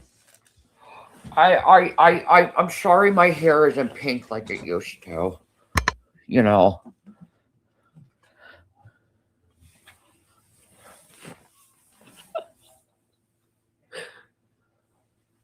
He's like, her sweet little voice. I'm like, that's sweet. Pretty rough to be sweet. I'm sweet.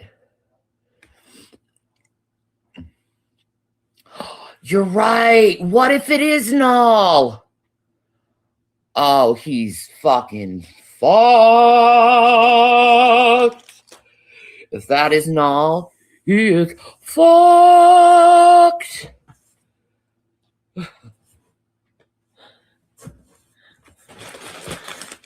He thought I was bad. He's going to be crawling on the walls trying to get away from that one.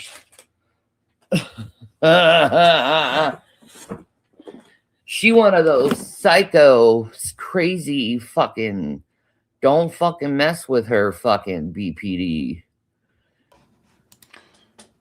She's describing herself. She's just described herself to a T. Projection.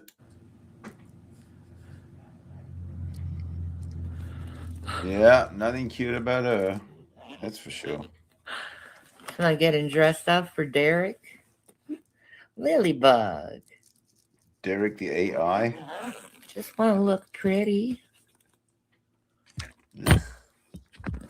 Who is Holly Hunter? Jason's apparent new girlfriend. She just wants to look pretty with that face. and those chins, and that dental arrangement. And she sounds like Holly Hunter. And I guffaw at that. That she sounds like Holly Hunter. And I'm like, bro, you have no idea what's going on in your life. I won't let you say that she's fat. How dare you? What, you say I'm fat all the fucking time? What makes a difference if I say it to another woman? I'm a woman. At least I can tell Well, you're a fat woman. a woman she's fat. Like, girl, you need to lose some Nothing weight. cute about her. You know, and when you hear fat voice, you know fat voice. It's not like all shocking or like or controversial in any way. I mean, she's got a fat fucking voice. She sounds like a fat girl. Shit. Sorry, sir. That I hear fat voice. Okay. She was when I said that, she sounded like she was about to laugh, actually. Like, shit, she knows. Yes, I do. I said, girl, have fun fucking catfishing him. She didn't say nothing.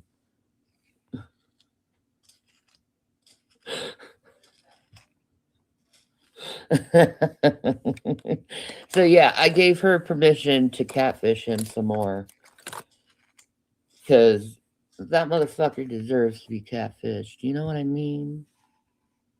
No. I put some Sleeping Beauty right here. Make it nice and shiny. Put a little right there.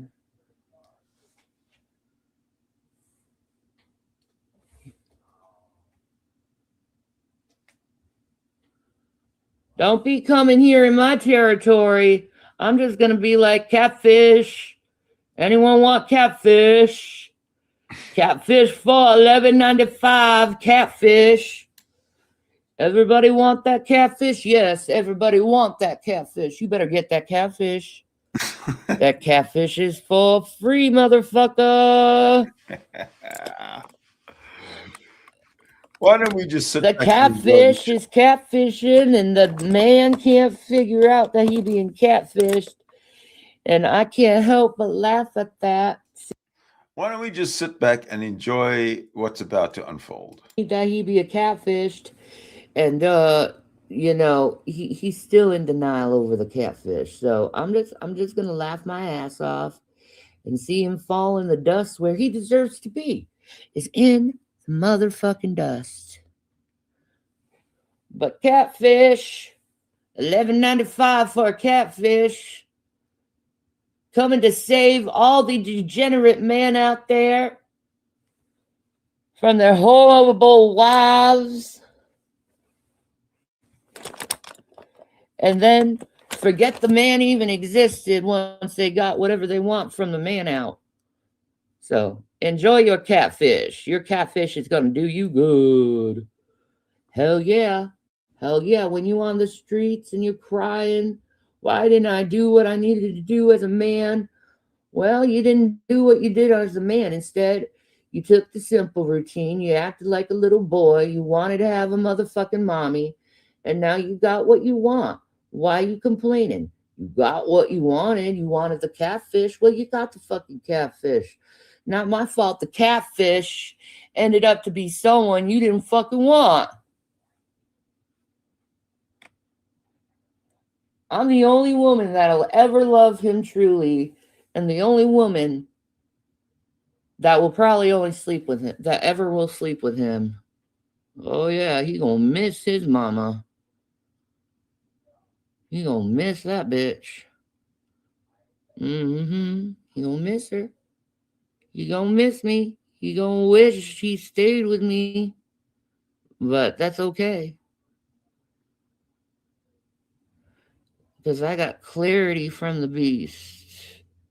You see? Clarity.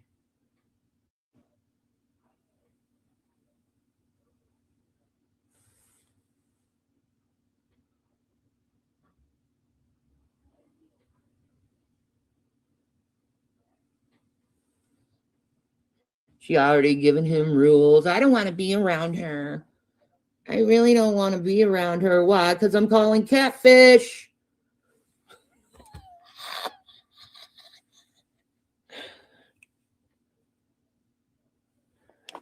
I just don't know how you can stand being around her. Like, what, why don't you leave? Why don't you find, you know, a place to stay? Like, why don't you get a job? Why don't you do any of this stuff that you say you're going to do? Why? What's going on? What's happening? I don't understand.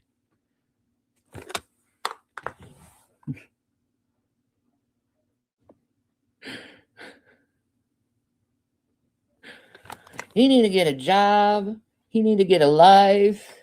He need to figure out how to take care of himself without the need of having a woman under him.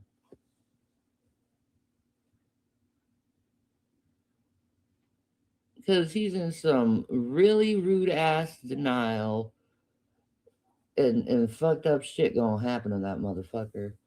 Because he didn't want to listen. But that's okay.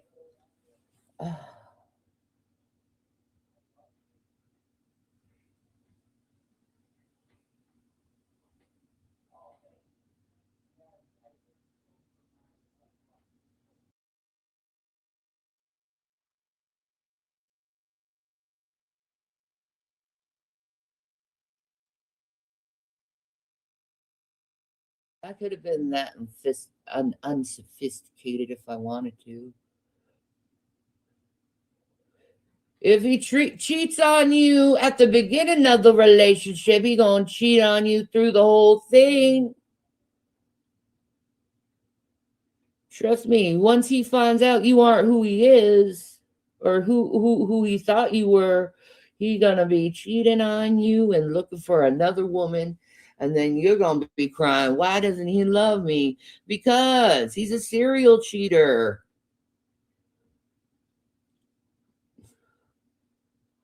Had to deal with that.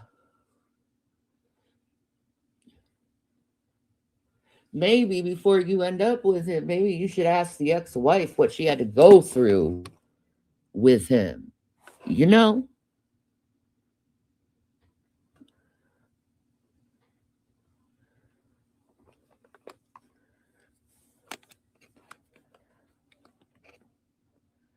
Thank you.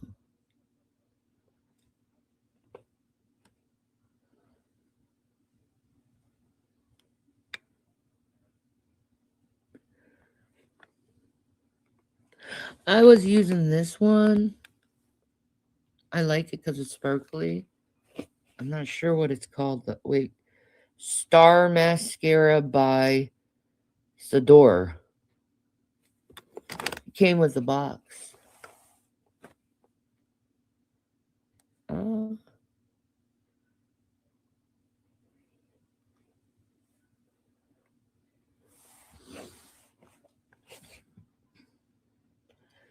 Hi, Chris. How are you?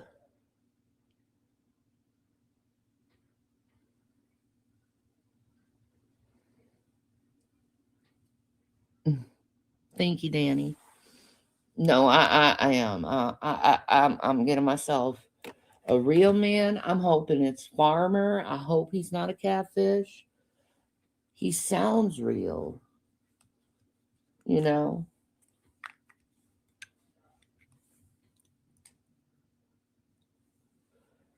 So I got that he sounds real.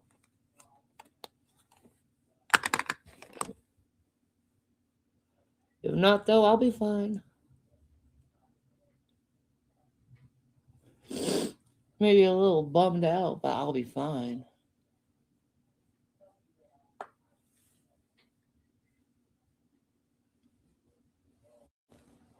I'm a really attractive female with this voice. Don't you get it? I'm like really fucking hot, yo.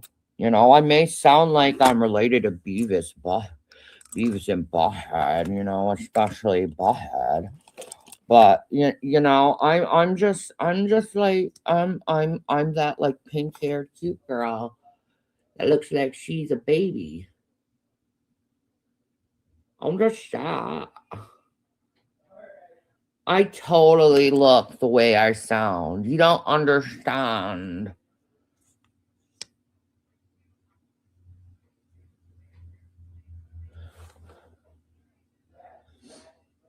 No, he put her on the phone with me. What a fucking weirdo.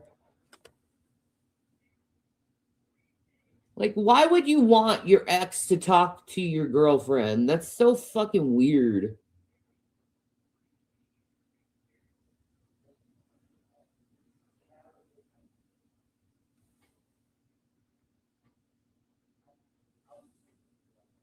I'll be thinking about you, baby, in my little fantasy world while I'm thinking about and talking about my ex wife constantly. I'll think about you, baby. You know I'm good at that. You know I'm good at, like, you know, talking about you and not focusing on the ex wife, right?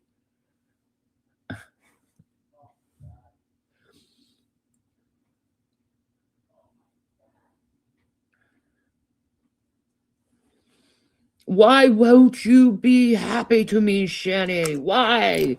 Why aren't you happy for me? Because, bitch, I'm not going to be happy for some cheating fucking bastard who replaced me with someone that's not even real.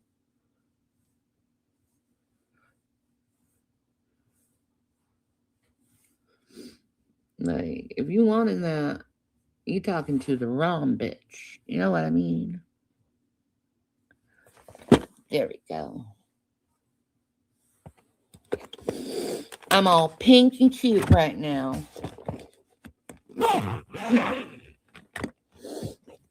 But I sure will have some mac and cheese goodness.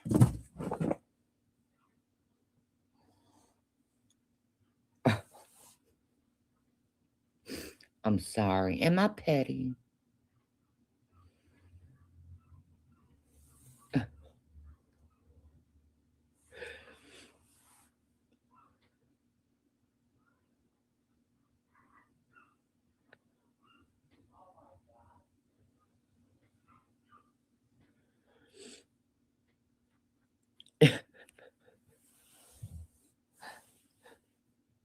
I just think it's stupid. It's like, dude, like when everyone's telling you the same thing, you probably should listen.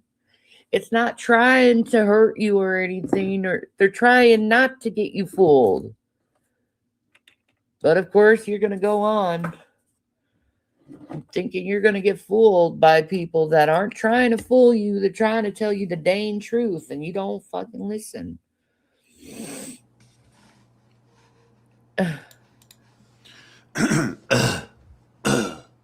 So I think this is just going to be hours and hours of Shanny preening and trying to be cute. And we've all watched 100 times, I think, and at least we've all watched it once, and it's had enough. So let's switch it over. Let's find out what's going on in the real world today. One of those channels that I follow is called JNS TV. This one here.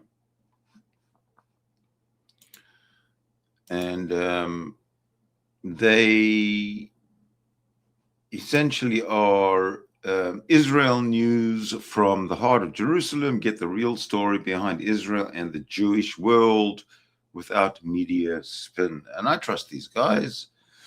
Anyway, one of the latest uploads is this Leo Terrell. I don't know if I've ever heard of Leo Terrell, but he got something to say.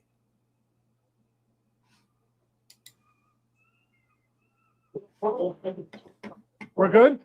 All right. Leo Terrell, the chair of the Department of Justice Task Force to Combat Anti-Semitism. Long title, big responsibility. We appreciate you joining us. It seems like this job never really stops, unfortunately. Why What is have you he been working shouting? on? Well, first of all, it never stops because anti-Semitism is out there. So it's a 24/7 commitment. Why are they both shouting, or is it me? And what we're fighting is trying to make sure our K-12 schools are protected from anti-Semitic curriculum. And more importantly, eyes on New York, because there's a new mayor in town. And we got to make sure that New York City, the Jewish community, and all members are protected. So we have a lot on our plate right now. I want to ask you about that. Has your task force had any initial discussions with Mayor-elect Mamdani or his staff? No, I have not directly spoken to him, but I have made it clear that our eyes are on New York City because of his rhetoric, which is to me very offensive to the Jewish community. Now, he takes office tonight. So let's see what he does. But I can assure you, every tool in the federal government, civil action, criminal action, taking away funding, are available if he treats Jewish Americans unfairly.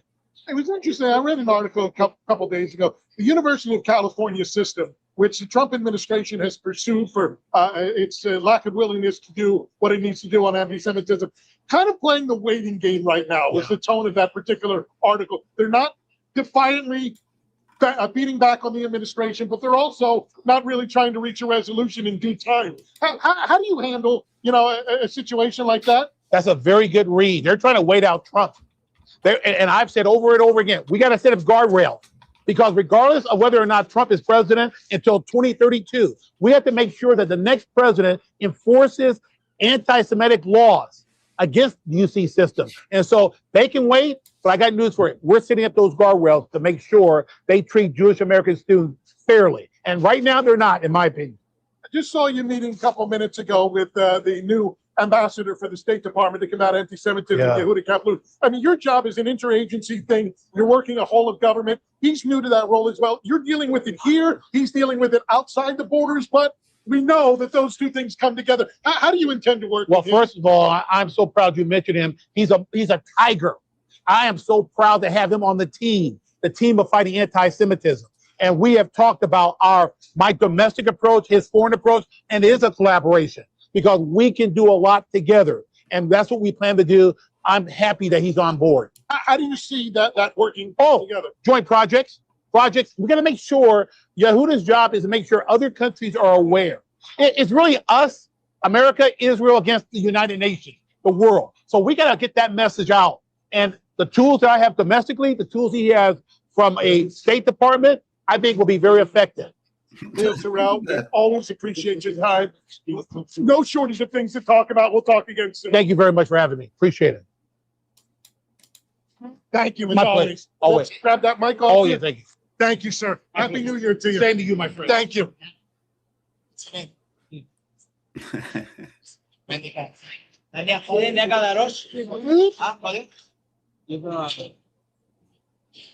There you go, sir. Thank you. Right, thank you.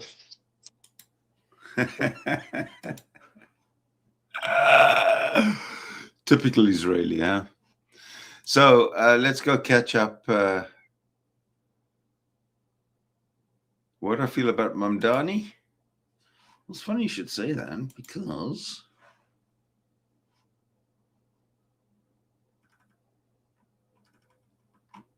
I thought I had something lined up about Mamdani. But personally, I'm shocked that a person who is so anti-American values, anti-Christian values, I mean, the values of compassion, kindness, tolerance, acceptance of the culture, acceptance of the American melting pot idea, acceptance of the rule of law, acceptance of responsibility for oneself and for one's dependence without relying on government is that's one of the hallmarks of being American. You do it and you go for it and you do it on your own and you're proud of it. That's why Americans are so confident. It's because they go for it, they do it themselves. But Mamdani, he just puts a damper on all that and says, don't do anything, stay home. We'll feed you. We'll give you a bed to sleep in, and we'll feed you, and we'll keep you warm, and you can have your phone, and you can play, or your monitor, or your laptop, and you can play your games, or whatever. But let's move on from here to a very quick update on what's going on in... Updates from the Pokrovsk direction. Here, great logistics and on-the-road preparations allowed Ukrainians to avoid any delay and start using the devastating firepower of newly delivered Australian tanks immediately. The Abrams are among Ukraine's top tanks in service, and they arrived just in time, as Ukraine's defense of northern Pokrovsk received one of the biggest boosts possible to counter the non-stop Russian assaults. Australia has recently completed the delivery of all 49 Abrams main battle tanks to Ukraine, marking one of the most significant recent reinforcements of Ukraine's armored forces. The first 37 tanks arrived earlier in the summer, while the final 12 have now reached their destination after a complex globe-spanning logistical operation. Australian Army crews escorted the vehicles by sea to Europe, with 5 servicemen spending 55 days aboard a cargo vessel to ensure the tanks arrived intact. Once in Poland, the Abrams were transferred to a secure facility, where weapon systems, optics engines, and mobility components were thoroughly checked and prepared for immediate combat use, ensuring this was not an aid for the future, but a delivery meant for rapid battlefield integration. The Abrams did not wait long to find their place at the front, as Ukrainian tank crews had already been trained and assigned. Several of the vehicles embarked for frontline units, including the Skala Assault Regiment operating at Pokrovsk. The Australian Abrams entered the fight during a critical phase of the battle for Pokrovsk, where Ukrainian forces are conducting counterattacks to keep Russian troops south of the railway line and prevent them from breaking out, which would cut off withdrawal operations from Mirnograd. The Ukrainian operation was carefully structured, with Abrams tanks moving forward alongside infantry fighting vehicles, acting as both shield and hammer. The primary task of the tanks was to suppress Russian firing points with their main cannons, draw enemy drone attention, and create corridors for the Ukrainian BMPs to advance. Under the Abrams cover, the BMPs pushed toward the outskirts of Pokrovsk, dismounted assault troops, and secured key positions that had previously been under heavy Russian pressure. The presence of Abrams tanks changed the tactical balance, forcing Russians to react to the heavily armored targets rather than focusing exclusively on infantry and lighter vehicles. This bought Ukrainian assault teams crucial minutes to entrench and stabilize the line, securing the vital industrial district before Russians could gain a foothold.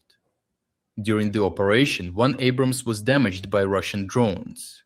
Despite several later attempts to detonate it with FPV drones, the Russians only managed to inflict fire damage to it, which can potentially result in the evacuation of the vehicle at a later stage under the cover of fog.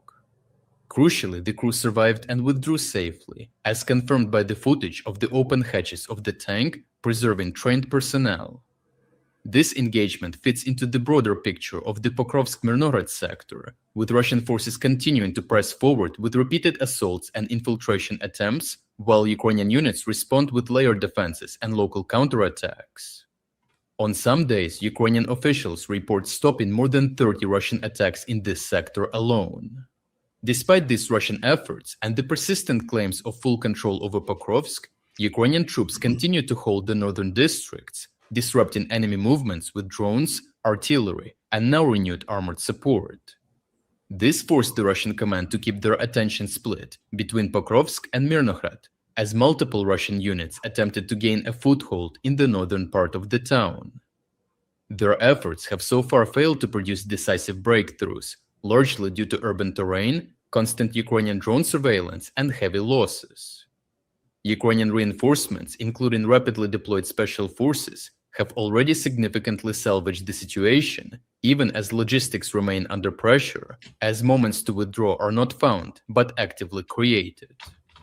Overall, the arrival of the Australian Abrams tanks at this precise moment carries weight beyond their numbers.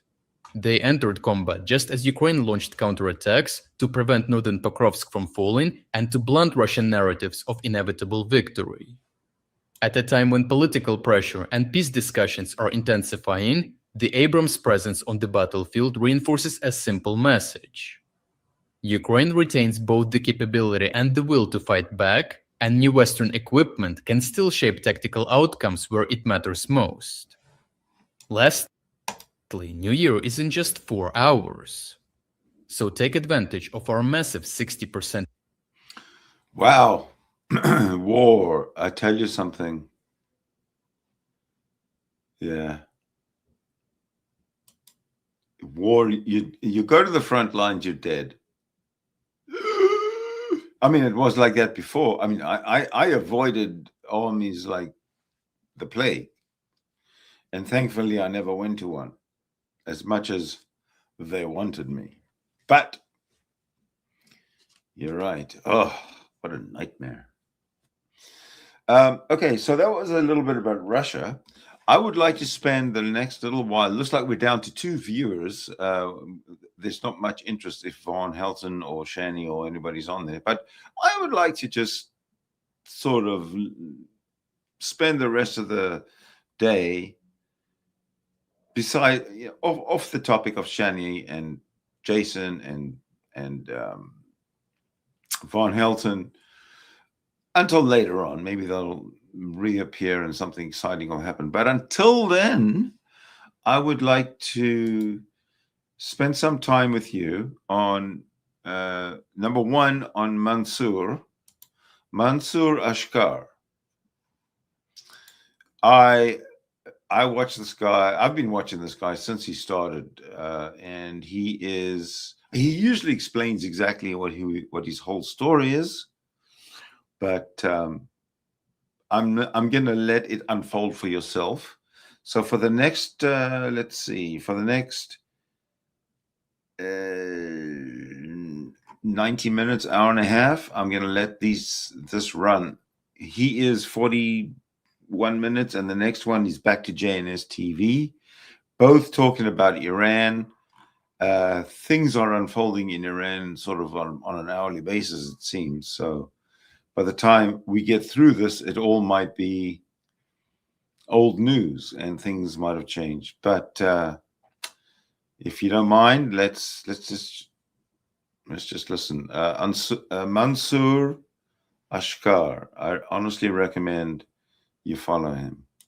Though we have proven that Iran is penetrable, we are not letting up. The Mossad has very strong operational capabilities, even more extraordinary and powerful than before, especially inside Iran and even in the heart of Tehran. We have demonstrated our capabilities, but we have also shown what we are willing to do to safeguard the security of the State of Israel. We will continue to build and strengthen our capabilities in Iran. We will keep our eyes open from within Iran to monitor what is happening behind closed doors, and we will not allow ideas that could harm our security to take root. Prime Minister, on behalf of all the men and women of the Mossad, thank you for the support you give us in leading these imaginative operations. It takes a vivid imagination and leadership not only to conceive of these operations, but also to approve them. We will continue to act in the coming year in accordance with the Mossad's vision, striving for excellence and turning vision into reality. Here we go. We are live. Welcome back, ladies and gentlemen. Tonight, Iran is erupting again, and this is not a drill. All right? There's protests that are spreading. The regime is under pressure. And once again, the Iranian people are risking everything they have running in the streets. That's the video that we're seeing right now in the streets. Now, one thing about the Iranian regime that I've learned, and I'm sure my guest here would be helpful to give us more information about this, it is hard to trust what is the media letting out, especially when it comes out of Iran. There's something happening in the streets. We're seeing images. I think it kind of all started, at least to my eyes, with this very unique image of this hooded, brave Iranian man sitting on the street, stopping the progress of the Iranian regime police or soldiers, and then later on it ignited into full-scale demonstrations in the streets, people running. But one thing we know is that we don't know, and that's why I have here today Maher Tusi, a former Iranian or an Iranian original OG from Iran, who is also managing his background. Maher, tell us, what are we missing? What is going on with Iran right now? So, Iran is a very strong and united country. Nothing's happening, and the Jews are behind this. Israel is destroying Iraq. I forgot. I just got paid I just got paid $7,000 by Mossad. So Israel is great. Anyway, there's I mean, the situation in Iran is fascinating because we have had a lot of people being oppressed throughout history, including Israelis for centuries. But everybody eventually find a way out. The Iranian people have been trying, but they are not revolutionary people. So since 1979, when the Islamic occupation started, every 10 years, coincidentally at least, they, someone said Mossad channel. Every now and then they come out, and there have been different attempts. Late 80s, 10 years after the occupation, we had, it was essentially an armed uprising by the communists that nobody likes. They lost, and then 10 years later there was a student protest because they shut down a couple of newspapers. I don't know why students in Iran thought that they lived in a normal country where they can protest against the newspaper being shut down. They all got killed. And then 10 years later we had the 2009 rigged election. Again, there were people naive enough to come out to protest saying, "Oh, I think you rigged the election. I want my vote back." I'm like, it's not a real democracy, you idiot. But obviously people were hopeful at the time that they can reform the system. Then 10 years later, 2019, we had what I call the cost of living crisis uprising. Literally people were struggling. And that was also when President Trump put the sanctions back on Iran. And since then, they hasn't really stopped. They've been pauses because of COVID and everything else. 2022 kicked off again when Mahsa Amini was killed for not really wearing a hijab properly. And now it's interesting because this one feels different, even though every time we say it feels different, because it did feel different to the previous one. Because this one, it just imploded. It didn't feel that it started as a political thing. Previously, we could always see, without sounding like the Islamic Republic, because they would accuse the West or Israel for being behind it. But you could always feel that, well, this protest started, there might be because they're angry or something, but yes, there is a political thing in there. People want to shout against the regime. But this time, it's everybody, poor, rich, man, woman, religious, not religious, and it just imploded. And we were kind of waiting for some sort of uprising since the 12-day war stopped between Israel and Iran. A lot of people were saying, well, what happened to the Iranian people? They were going to take back their country. But because that was more of a political expectation. Politically, we were expecting them to come out, but they didn't, because obviously they were fearful for their lives. Suddenly, out of nowhere, the currency collapses, the economy is in a mess, and then without any organization, without any coordination, they've all just started to come out. It's now been 3 days, the second full day, and the regime, as you can see in the videos, they have their security forces out, but small numbers. We don't know where they are. They can't control the streets. They are struggling, whether they are actually struggling or whether it's on purpose. They want to trick us for some reason. I'm not really sure, because usually at this point, this morning when I woke up, we knew that the Iranian people said that at 10 a.m. local time, they're going to come out again. Last night we knew this. So last night when I went to bed, when I woke up, I was like, okay, so it's not going to happen, because based on our experience, the regime are going to bring out thousands or millions of the forces to have checkpoints everywhere. But they're still out on the streets. So I don't know what's going on anymore, but they have declared a state of emergency, the Islamic Republic. They've now shut down cities and provinces and regions. I'm not really sure how you can shut down cities, but they haven't really imposed a martial law, but it's basically the same. And it's still going on, as you can see in these videos. Do you think this could be a trap? Because I feel like every time there was an uprising by the Iranians, the world have failed them. Like they thought, okay, the world is on our side. The Islamic Republic regime is evil. We are liberal. We are, freedom, democracy. And then someone comes to help them, and they rise up. And then the West pulls back, and now the Iranian regime know exactly who raises head, so they can eliminate and take them. So every time an uprising like this, it's like bring the rats. I don't want to call them rats, but bring the opposition up. Do you think this is again happening right now, letting them leeway, rise up, and then we come and take them? Or maybe there's people inside that regime that are getting fed up of Khomeini and his false promises of making Iran better, seeing how they destroyed their country, and now are saying that's it, khalas, enough. And maybe that's why we're not seeing the forces? Well, I think you're right. Previously, they were basically betrayed, especially by the U.S. leadership. You had Obama, Biden, and before that, Bill Clinton. But I think two things. One is they've already learned to not really rely on anybody.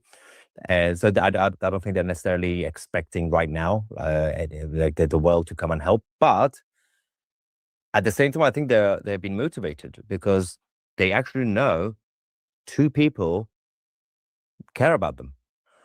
And two people took action recently. That's Trump and Netanyahu. And the others, they sent out words previously. You had even Obama at one point releasing a statement saying, of course, we support the Iranian people, fight for democracy, blah, blah, blah, while basically helping the Islamic Republic. But this time, Netanyahu and Trump, they haven't said words. They've just done it. And they've done enough. From the perspective of Iranian people, they've done enough. They've done their work. And I think this also came at the same time as when yesterday President Trump basically gave the green light to Israel, saying, if you have to hit them, because they are remobilizing. So I think the Iranian people are kind of energized. But the most important thing is, for the first time for decades, the Iranians were just on their own. They didn't really have a leader. They were different groups. You had the Iranians who were more communisty, so they were in favor of the Mujahideen, MEK. Small group. You had some monarchists who they seemed like a small group at the time, mostly because nobody wanted to talk about it. And then you had some people saying, "Oh, yeah, we want freedom." Well, what does that mean? I don't know. But this time, everybody is out there, united, chanting the name of the Crown Prince, Reza Pahlavi. And usually, if you had done this 10 years ago, 20 years ago, if one person in the crowd would say Reza Pahlavi, the others will beat him up. So the game has changed, and they have a unifying leader. And as you can probably tell, these cultures compared to the full-on Western culture, where, as I call it, the Americanized Western culture, which is more about individualism, they don't necessarily need a leader in that sense, because we're kind of raised in a more individualistic way. But at the end of the day, all humans, we still need a father figure. We always need to rely on somebody. But those cultures definitely, if there is a movement or a revolution, they always need a father figure. That's also why a lot of these cultures also ended up with stable dictators for a long time, like Assad's father or Saddam in Iraq or Gaddafi in Libya, until it went wrong, obviously. Is because they would rather have a father figure in place. They have to rally behind someone. And previously, the Iranians didn't really have anybody. They were just different groups. This time, the Reza Pahlavi's campaign has gone quite well. They've been working behind the scenes, and I went to a rally they held in Munich a few months ago. And for the first time, we saw different groups of Iranians who are obviously abroad going on stage and saying they've declared the support to the Crown Prince. And these were the people who were against him, or they were not really on his side. You had the liberal groups, feminist groups, you had workers, trade unionist groups, you had so many different groups, the Kurds, this, that, all the different groups. And I don't know how they've done this, but they've been working really hard behind the scenes, the Crown Prince's team, for years. And now it's worked. Tusi was in Osman Gold video. Who is this person? Do I know? I don't know, but did you go in Osman Gold? No. I think I was featured on it. I don't know. Maybe my face was on it in my AI version. You're gonna have a lot of World of Warcraft fans now coming and jumping on your channel and following you. That's great, crowd. Brilliant. I don't know play it, but I'm a Battlefield guy. Battlefield, my kind of guy. Try Arc Raiders and Battlefield, man. Let's go together and attack. Let's go and liberate Iran in Battlefield 6. Me and you liberate Iran. Well, there's going to be an update soon. The first update was New York and US. There's going to be an update with Tehran as a map. It's going to be great. Really? Oh yeah, let's go take over. You're the first player that I actually played Battlefield with when we bought the game. I think both of us got it together. We played, and since then I didn't have much time. But we need to get back to that. Now, undoubtedly, and the leftist, liberal, woke world will not gonna like to hear that. But undoubtedly, under Trump and Bibi, the Middle East is being completely reshaped. Finally, and we're seeing results. And if this will keep playing that way, we might wake up to a safer, more stable Middle East that is free of extreme anti-Semitism, free of extreme Muslim Brotherhood grasp and Iranian regime. And the question is, will they let it go? And maybe, I don't know if that's the meeting right now that is happening, because I've heard someone mentioning in the US government that Iran did not get the memo. Last time, the Islamic Republic of Iran didn't get the memo. Last time Israel went to beat the crap out of them, they're still dreaming and hoping to build a nuclear bomb. And that is something Israel will not allow. So who knows? I mean, we might be witnessing right now something big that is happening with the Iranian people, with that regime. I really hope that we'll start seeing some kind of a fall of that dictatorship and what follow after. Yeah. But like we're seeing videos here, they're literally attacking the police. They're attacking the soldiers. I've even seen videos of them going around and like flipping the head covers of like religious figures and people. So the secular people of Iran are again raising their head. Wow, crazy, man. Yeah. Well, yeah. I've been hopeful since the 12-day war. Even when it ended, I was a little bit angry when it ended for like 10 minutes, but then I realized these two, as in Trump and Bibi, they don't do things for no reason. So there was also a need for Israel to pause, because obviously their public position is Trump forced Israel, but actually the Israelis' defense system was overwhelmed. They needed to kind of regroup. It was a good excuse, but they could have destroyed Iran. But the problem is the Israeli government are, despite politics, they are still more moral. If one Israeli dies in Tel Aviv, that's big. Whereas in Iran, they don't really care how many dies. So you mentioned about Trump and Bibi and reshaping the Middle East. This is the fascinating part, because there are two things about Trump, which is the opposite, but it works. One is the reason that the reshaping of the Middle East is happening, and it's basically their agenda, is because they're honest for once. Netanyahu and Trump have been consistent. There are crazy anti-Semitic left-wingers who say, Israel and Netanyahu, and even Trump, they have an agenda. They want to reshape the Middle East. Yeah, they've told you that. Like, they both told you that. Netanyahu has been ranting about it for about 10 years. He literally went to the UN with the map.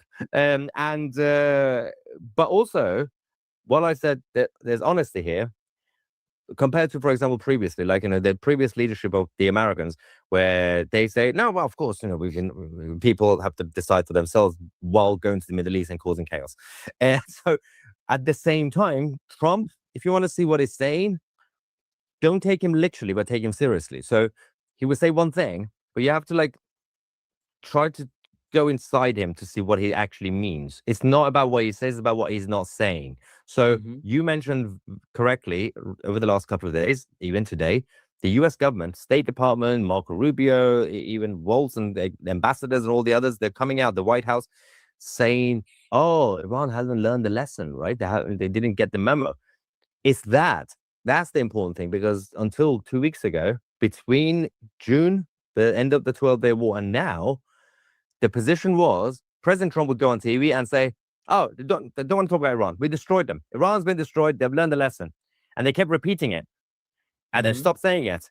And now they're saying, didn't get the memo. So President Trump doesn't have to say, we're going to attack Iran. He doesn't have to say it. By doing what I said, he's basically saying, we are ready now. And so that's the key point. And I think they didn't say much yesterday about the protests. They kind of referred to it, and that's the key point. It's not about what they say; it's about what they don't say. They're just letting it happen, and then they will obviously decide when to hit, or if they even need to hit, because it might collapse. Wow, yeah. Hey, listen, there's a big guy that I know. He's quite high in the Mossad that was undercover, you would say, up until recently. He just came out, and he is officially now out of the espionage closet, you can call it. So it's okay to call him from the Mossad. And he's been an expert about Iran. And I heard a video of him interviewing in Israel in Hebrew. And he came and he said, President Trump saying a word is like dropping a nuke, basically. We don't need America to give us guns or weapons. We just need President Trump to give the green light. America is behind you, Israel. Go ahead. And that will really change what is happening in Iran. So maybe what is happening right now is that the regime is feeling that if they start operating and going out publicly, that will put them as a green light for assassination. That will give the green light for the West to step in, because it will justify, because there will be killing. So maybe they're actually pulling back, feeling and smelling. That's just a theory I'm having, feeling and smelling what is happening. Because when Israel attacked in Iran, it was super funny in my eyes. Like, a lot of people in America were saying, oh, Israel's dragging America to a war. No, that was the first time. That was the first time in history that a country said, America, we don't need you. They just went, did everything. And then they kind of said, can you guys Uber a few B stealth bombers just here, drop it here, and just go back? So the pilot just literally drank coffee, watched Netflix, and flew sleeping, came back. Oh, where is it, Israel? Oh, the Mossad is telling us here, dropped the bomb, went back. So that's like the best ally America ever had. He did all the dirty stuff for them. And if they would let them do it now, wow, that would be insane, man. But that they will be insane. And I think that the first round was more of a testing the waters, because Mossad still have at least over 100 operatives in Iran, and that's the official number. So it's probably more. And they also have assets on top of it. And these were the guys who helped assassinate the leadership of the military within the first 10 minutes of the war. That was hilarious. So they know they can take out Khamenei. They can. And perhaps there was an option early on not to do it, because I think that would have been, because the narrative of the war was, even though Israel have always said, obviously the Islamic Republic is our enemy, the whole country, the whole regime. But taking out the supreme leader at the beginning of that war would have been a little bit more warmongering. It would have seemed like you are deciding for the Iranian people. It's even though back in the olden days, you take out the king. That's how you win. But clearly they could have taken it out before we went into the bunker. They have people everywhere. So this time around, the operation itself, that maybe if it has to happen, if this uprising is not going to be successful on its own, maybe just a couple of bombs on ballistic missiles, and somebody who's already based in Iran, get close, do something, plant a bomb, whatever. They like with Haniye. But we haven't seen Khamenei. So they've also learned. When he had the hospital treatments a week ago, 2 weeks ago, we haven't heard from him. It's been 3 days since he's posted on X. Not that he does it himself, but he gets his interns to do it. Yeah. But we're not really sure exactly what's going on. But I think they don't have anything left. The regime, obviously they have the wealth, they have resources, but they don't have access to it anymore. So the money is mostly gone or frozen. They've gone to the proxies or frozen by the West. And the rest of the money, as you know, in every country, based on the current financial system for the past 100 years, is fake money. The money you see and the number you see on the bank screen is not real money. So it's not backed by gold or anything. So most of the money that the Iranian treasury has, they don't have it. And he's sick, the supreme leader. The rest of them, they're low energy. The top guys are dead. So the people in charge are not the smart ones. So I'm not really sure how they can win this. Yeah. No, that. What do you think is going to happen if the Iranian people will manage finally to topple the Islamic Republic regime? Do you think they'll be able to make a better Iran, or is it going to fall into another chaos? Oh no, it's impossible to fall into chaos because Iran's different. You can compare Iran to, well, technically, you can even compare it to 1948 in Israel in terms of the independence. It took a while since 48 for the Arabs to rebel. There was obviously on the day there was chaos, but then it was until basically the 60s when they mobilized and everything else that happened. It was mostly Arab countries that attacked Israel. So it was the Egyptians and the others. But also Eastern Europeans, the Eastern European bloc after the fall of the Soviet Union. They just went back. Not all of them. Some of them was chaotic. But we're talking about like Poland. These guys, they just went and took back their country back. But it's different to tribal countries. Tribal lands like Libya or Syria or Iraq, there was a reason they needed a dictator because they didn't really at that point have an identity, a unifying identity. But I mean, the best case is Iraq and Syria. There was this whole conversation, a philosophical conversation about when the West were basically playing chess in the Middle East, they put the wrong leader in the wrong country. Assad should have been in Iraq. Saddam should have been in Syria. It was a bit of a mess.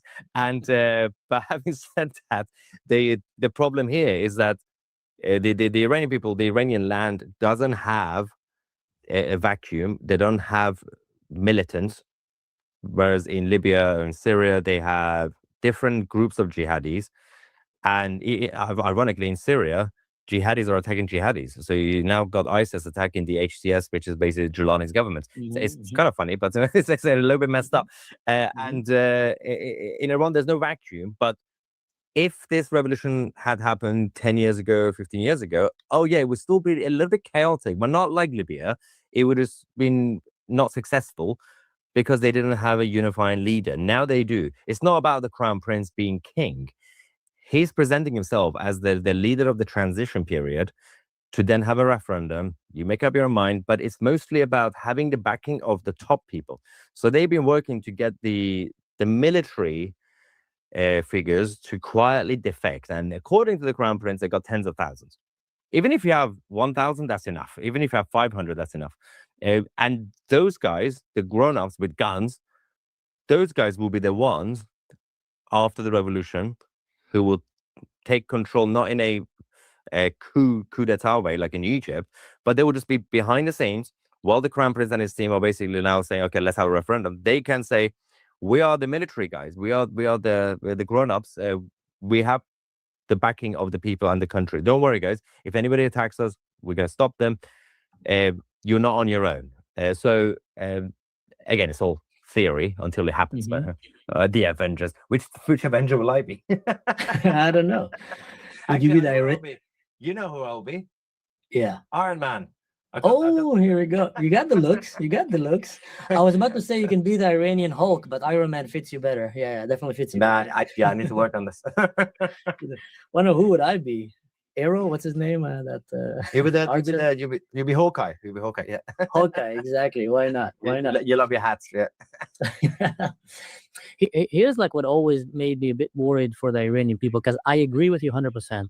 They are different than the Arab countries. They're not as tribal and they're more educated, they're more refined. Obviously, it was a huge empire that literally led the world for almost the longest time ever. So that doesn't fall very fast. They are raised on critical thinking. Almost every Iranian person that I met outside of Iran gave me the same answer. I asked them, how are you not radicalized like Lebanon, like Syria, like Gaza? I mean, you are like the head of the snake is in Iran. How did they not manage to radicalize their own people? And they said because Iranian people are growing in houses of critical thinkers, and they're not as easily fooled as the others. Now, with that said, they have hundreds of thousands of soldiers. So these hundreds of thousands of soldiers obviously have sworn allegiance to a very Islamist, radical, messianic kind of, government. Yeah.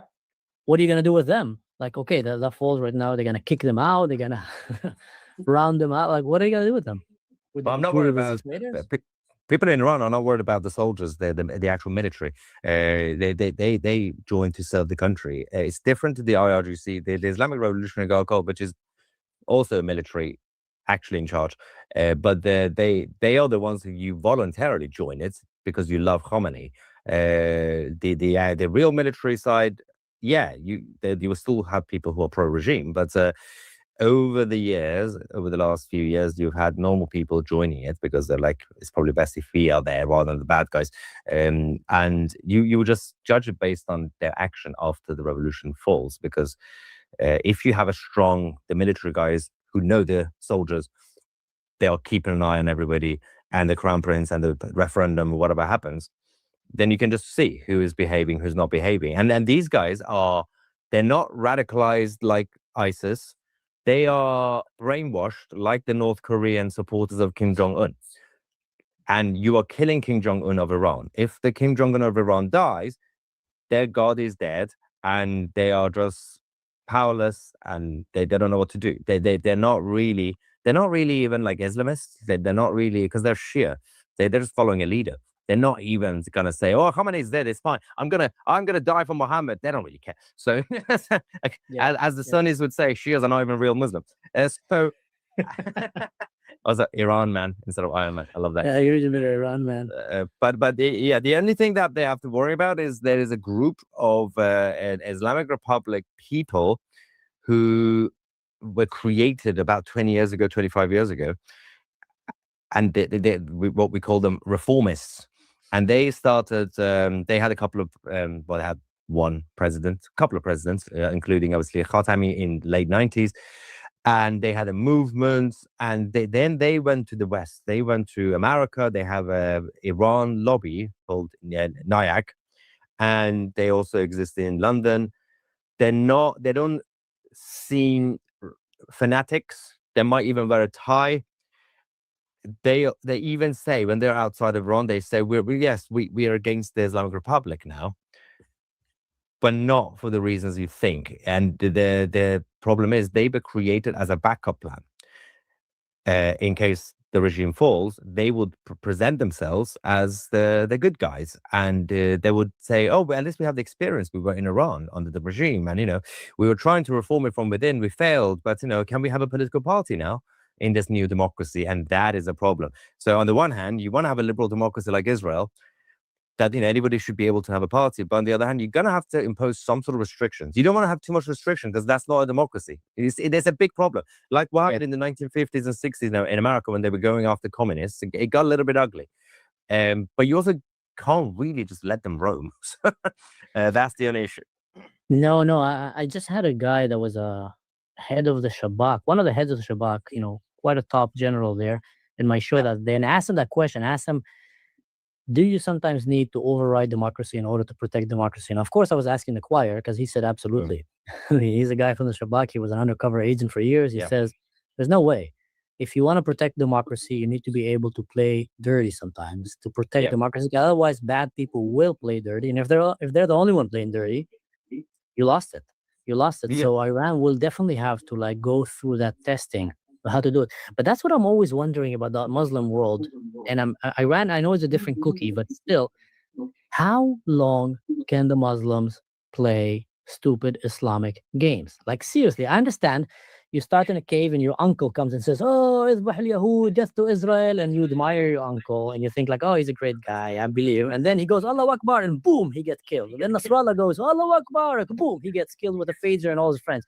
And then Assad, boom. And after several booms of Allahu Akbars and getting killed and their economy is collapsing, the people are suffering, Israel is flourishing, Israel is like a democracy, people are happy in Israel, so miserable. How many generations can they keep playing these stupid Islamic games without waking up and thinking, maybe we should join Team West? It looks like fun. They got cookies, they got milk. Look at them. They won until we make them rich. And we started doing that in UAE and now Saudi Arabia. You make people rich, they become educated, civilized, and more prosperous and more westernized, basically liberal, and slowly.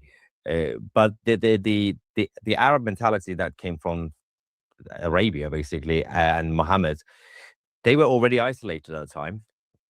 They were not connected to the Greek Empire, the Persian Empire, the Roman Empire, Judea, or whatever. Everybody left them alone. They're like, there's a desert there, just leave it, ignore it.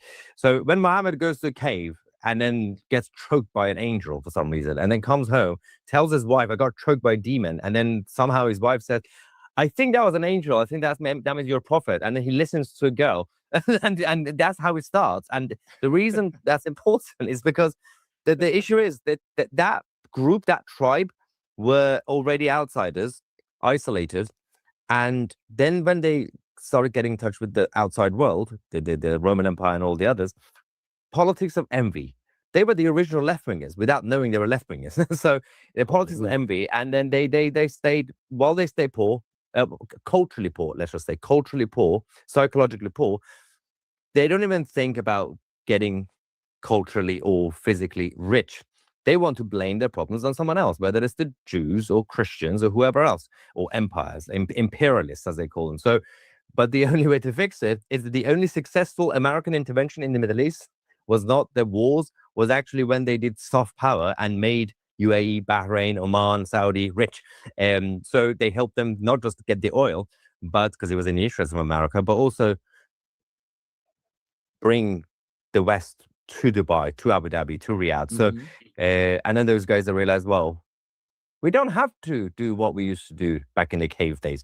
But the rest of them, their problem was those who are still defenders of the stable dictatorships of Saddam or Assad's dad or Gaddafi, the good days of them, the stable days. Yeah, they might have been stable, but they were not doing what the Kingdom of Saudi were doing. They were just keeping the wealth for themselves. They were keeping the people poor and were forcing them to stay quiet. And yeah, maybe they were protecting some of the churches. That's nice, lovely. Thank you, Assad. But that doesn't do anything. So it didn't help the country properly to become prosperous. But Egypt is another example. It's disgusting what happened to Egypt. With that civilization and everything else, it's a bit of a mess. But Yeah. It's still a mess. I had a German friend here. He gave me one day another interesting explanation. I'd like to hear your thoughts about it. He said the Arab world have never reached adolescence. It's still stuck in this like childish mentality of me now me, and Freudian way of looking at it. They don't think 5 minutes ahead. They don't encourage their men to be healthy, responsible adults. It's all about the needs, and then it's all about the man need, basically. Like, I want have many wives now. I want wives clean for me now. I want to beat wife when she talk not nice to me. I want to marry little girl. I go marry. I kill you. You eat bacon. Israel. I go kill Israel. Like, why do they sound Turkish?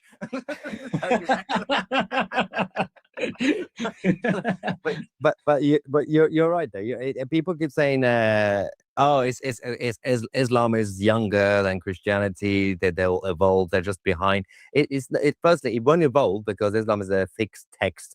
You can't change it, even though they've changed it. Secondly, it's correct. But it's not Islam, it's Arabs. Again, with all due respect to general Arabs, that are still normal Arabs who were born in the modern world. But the overall Arabism is Arabism. It's not necessarily even Islam. Obviously, it's connected because Islam came from the Arabs for that exact reason that you said. But yes, because what we call Arabism, or some would call it Islam, it's only been going since the 7th century. Because anything that happened before the 6th century, basically, it doesn't exist. It doesn't count. Basically, it's like the dinosaurs. Because, yeah, there were tribal people in that desert, but because they were so isolated to the rest of the world, they were basically stuck in caveman days until basically Muhammad came, and then they started conquering countries, and then they met other people who were wearing different clothing. Then they started copying it, but they were still, as you said, early. They were babies. So they could see a woman in Persia with her hair out.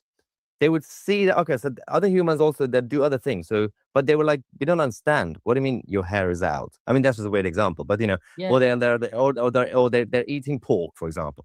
And so, but they were still babies. They were literally born in the 7th century. The moment you leave to see the world, so they are right now. They're only just growing. So everything goes back to that mentality. That's well, they had the Egyptians and the Greeks and all the others, even the Kingdom of Israel. They have their civilizations. So that's also why the Europeans basically evolved quickly. It's actually thanks to the Roman Empire. I think what we call Europe is the Roman Empire. Everything is Rome, including Christianity. The rise of Christianity is because of Rome. Christianity started as a very small Jewish congregation, was adapted by the Romans, and then we ended up with America, basically, and with Europe, and with flying to the moon. And all this stuff. And I think I agree with you very much about the Arab mentality that is being a very backward kind of against progress mentality, and they tend to pull down everything that they grab. Pull it down. Like if you would let them have their way, they will take over the world, and then they will ban science because science. They don't know will what make to you do. start They don't, believing if, it's wrong. yeah, if they take over the world, they don't know what to do with it. Then they'll go to the Yeah, moon. they will send us back. They will send us back. Exactly. Yeah. They will send us Yeah. back like million years back because it's a messed up, twisted, childish kind of mentality how they're running the world. But you know what? Back to what we're seeing in Iran, and I want us to maybe finish with that. Yeah. Because I know you have your time and you just jumped from another live show. Yeah, on, gotta go to another one now. Yeah. oh my God. So do you know who this guy is, by the way? The guy that the hooded man? No, but there was another video from a different angle afterwards. This is an AI one. This is an they, AI yeah, one. Yeah. they did not kneel. They slapped him and then they took him. So Mhm. it's a very different ending. But yeah, so that was. I don't know what's happened to him now. We don't know if he's still alive or we'll find out at some point. Yeah. Wow. Is there any message that you want to send maybe to the people out there that are watching right now? How can they help the free people of Iran? Yes. Fight against the Jewish propaganda. I'm taking that $7,000 back, man. You keep messing it up. I'm gonna call Uncle Moshe. Yeah. So, well, before I finish, this is what I love about Israel. That somehow Israel is begging the world and Americans like to give them things and money, but Israel is also so powerful and rich enough to pay the rest of the world money. What are they, fakers or controlling things? Anyway, so yeah, the only thing is, and I would like to take tiny credit. People like me, we made this topic sexy enough for the people in the West. At least I've been doing it in terms of Iran since 2019, the uprising. And people back then didn't really care. But now they know it affects everybody. It's all interconnected, the world that we live in. So support new media, support obviously Master's channel and my channel, and even on social media, share the videos and spread the word, because and don't be afraid to fight the trolls. A lot of people don't want to interact on social media because they're scared that a lot of weirdos come and say random stuff. Just ignore them, or maybe do what I do, make fun of them. Exactly. And I would even say, anyone who's watching me, I know you have a much bigger channel, but even from here, guys, supporting creators like Tusi TV and like other channels. We just saw what happened with the Somalian, fraud in the US. Who uncovered that? Independent journalists. Who uncovered that? Who went the extra mile? It's not that the government couldn't find it. Come on. It's not like CNN, folks. They're not even talking about it. So luckily, we're living today in a generation where there is people like Mahir here and others that are willing to go and give you the best news that they can come and give you. So highly appreciate that. I just want to take time just to say thank you to Ya Mansour, kulna ma'ak ya batal. Mansour, we're all with you, you hero. That's in Arabic. Thank you so much. Good. That's very kind of you. I want Mansour t-shirt. What kind of a t-shirt? Me playing Battlefield with a PlayStation remote? You tell me. Yes. You're crushing the Iranian regime with a bunch of Mossad agents and Maher Tusi riding there on like flying donkeys, just going to Iran to save them. Tusi is very knowledgeable. That's why we watch him. I 100% agree. You are definitely one of the favorite shows out there. Iran Man, not Iron Man. I like it very much. Best hair. That's so true. So true. That's you. That's not me. That's definitely you. I got a feeling that they're talking about you. Peace and love to each of you all. Two of the best informed guys in the world. The subject, very great to hear. The cutting edge situation. Big up. Free Iran. Inshallah. Amen. Tusi and Mansour. Oh my God. The Avenger Assemble. We saw that. Britain is good at soft power, not at compliment. What do you have to say about that?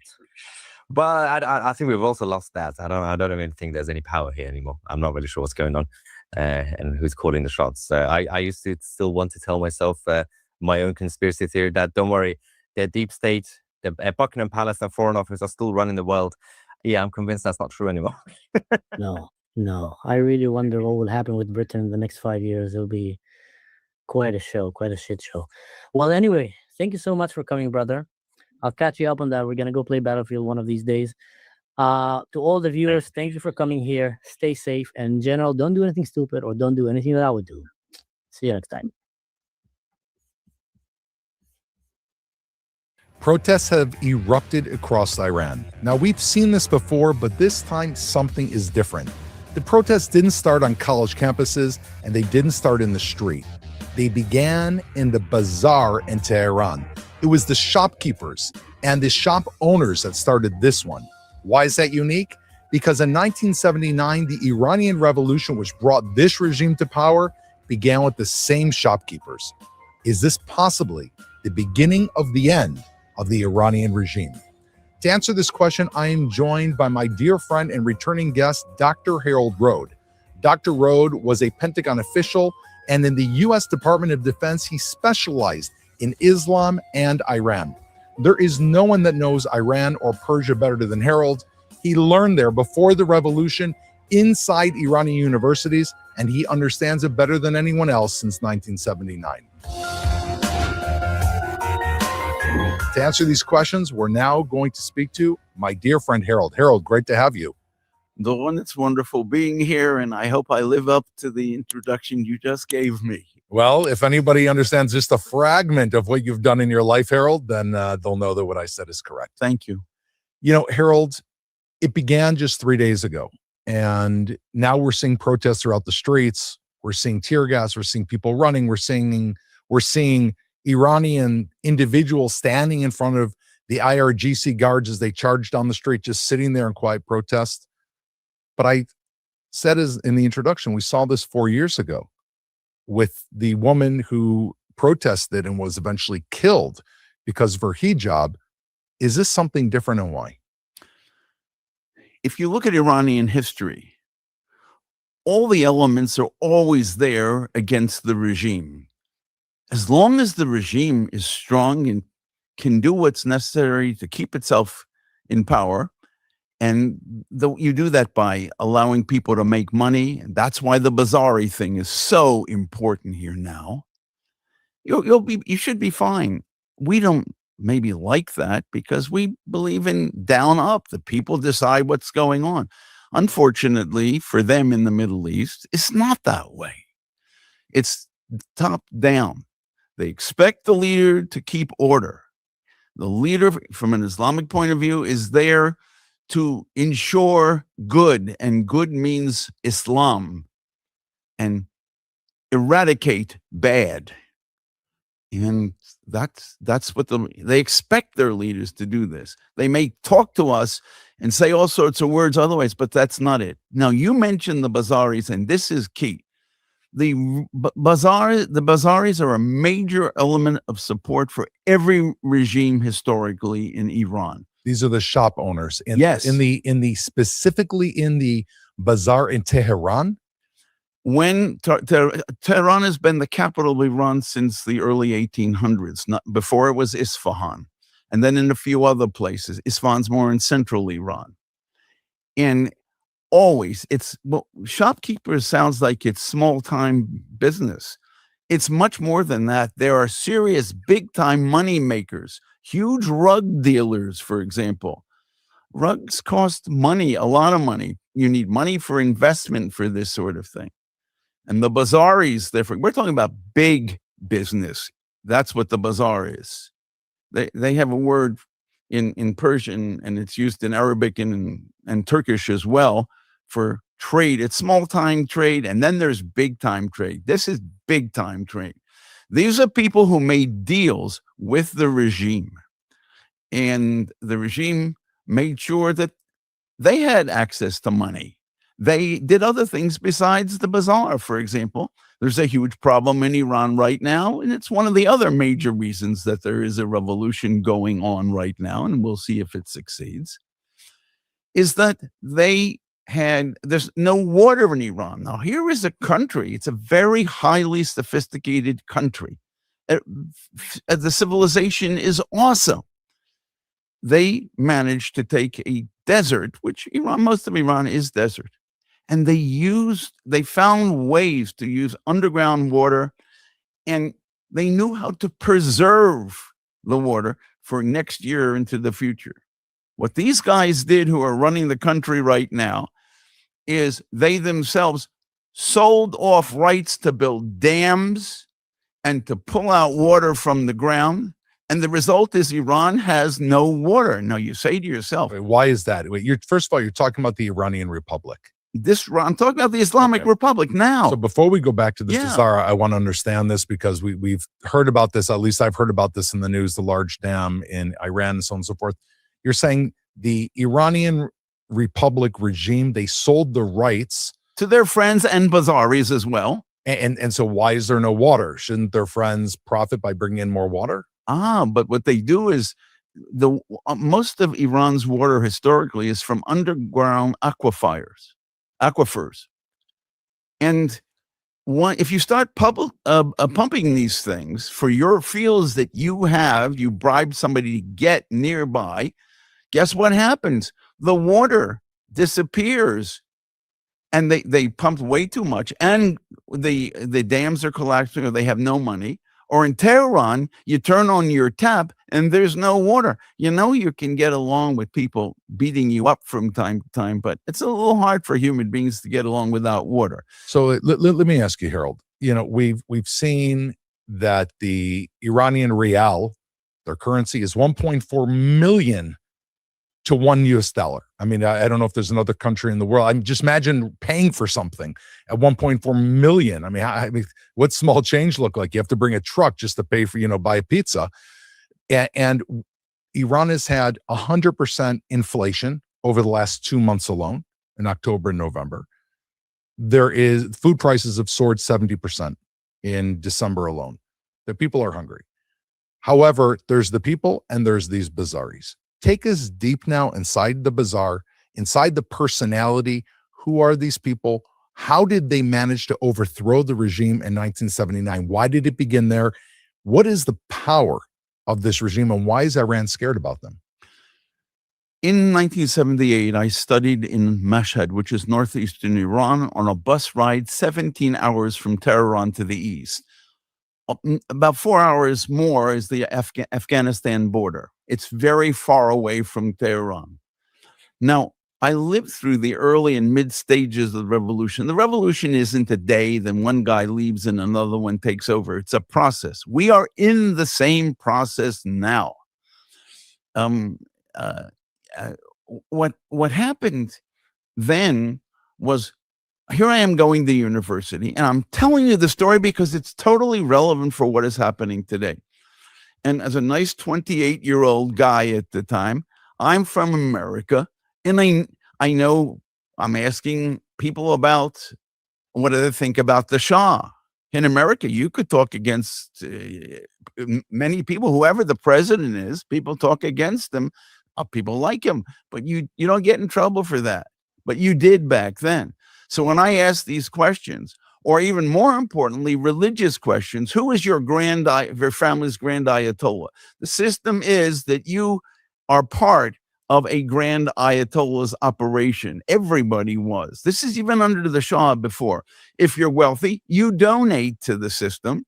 The people up top, the grand ayatollahs and the resistance, the ayatollahs, that's one level down, they're responsible for giving alms and aid to poor people. They run the mosques. So there's like multiple popes, essentially. Yes, and it's a very good analogy, Doron, because they also don't get along. Mm-hmm. The difference is, if, for example, at least some of your audience is Jewish, there are many different, shall we say, Hasidic sects, and maybe the rabbis don't get along, and maybe they don't like each other, but no one would ever consider killing. It's not a Jewish thing to do. They have done this to each other. Anyway, this is the way the system works. I had studied this galore in books. So I'm asking people, who is your grand ayatollah? And Iranians are extremely good-looking people, and they look at you smiling in the face as if they don't know what I'm talking about. So I knew the name. They were intimidated. Well, they didn't know. Was I working for some secret police organization? Iranians believe there's always a grand conspiracy against them. Were you? I'm just kidding. Okay, go on. If I was working later on, you did end up working for the Pentagon. So that's much later. Okay. So why? So they weren't sure They didn't know who I was. They thought Why you could be a share spy. that information? They may end up, maybe none of that. Maybe I'm a spy for the Iranian Secret Service. Not only foreigners, they didn't know. I mean, Harold, you look like the grandfather everybody would want to love. So you'd be the Thank perfect you. spy, I have to say. Yeah, well, I got along with it. They're wonderful people. Anyway, they looked at me as if they didn't know what I was talking about. I mentioned the names of 6 grand ayatollahs, and you will see this is absolutely relevant for today. I knew the name of 6 grand ayatollahs. One was Khomeini, who ended up leading the Iran after the Shah left. And they all looked at me with the most kind and sweet faces, and they had no idea, as if they said they had no idea who these names were. That's like asking a Christian, who is Jesus? And they look at you and say, never heard of him. It's not possible. Or a Jew, Moses, or Abraham. And why is that significant at that time period? And how did that lead to you sensing there was going to be an overthrow?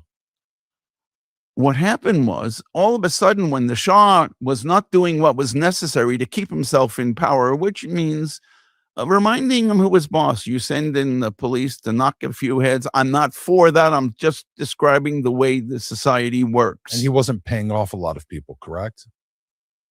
That's not what I've read. Well, no one knows these things. Okay, and it would not surprise. He was sick, but no one knew that he was sick, including the CIA. When the Iranians will tell you today, highly educated Iranians, since he had cancer, the reason why the CIA wanted to bring in a religious leader, meaning Khomeini, is because that he would be anti-communist, because religious leaders have to be anti-communist, which are atheists. That's a bunch of garbage, what I just said, from a point of what is true, but that's what Iranians believe. They also believe this sort of thing is going on right now. But here is why this is important. I mentioned Khomeini, who I knew very little about, but I knew his name. And all of a sudden, my fellow students, when they sense, and I did not, they saw that the Shah wasn't doing what is necessary to keep himself in power. They're out in the streets yelling, "Death to the Shah, long live Khomeini." I was a nice American who grew up, I'm culturally American. And I was really angry because they lied to me. Or did they? We'll see. And this is, again, all what's happening right now. And that's why I'm encouraged. I go back to the dorms. I'm furious at these guys. I mentioned Khomeini, and they looked as if I had no idea. And they're yelling, "Long live Khomeini." You asked them about Khomeini. They looked at you blank face. They didn't know who he was. And in the drop of a dime, they're in the streets yelling for Khomeini. Yes. Okay, so you go back to the dorm. And all of a sudden, there are knocks on my door. I'm furious. I open the door. There are 5, 6 Iranian guys. I'm angry. They lied to me. Americans don't like when you lie to them. I'm completely wrong, but I don't know it yet. They come in, they close the door, and they ask me in Persian, "Khomeini ki eh?" Who is Khomeini? Oh my God. These are the same guys yelling for him. Oh my God. And I'm saying, what the hell is going on here? They're asking you to tell them about Khomeini. Why did they come to me? They remembered that I mentioned his name.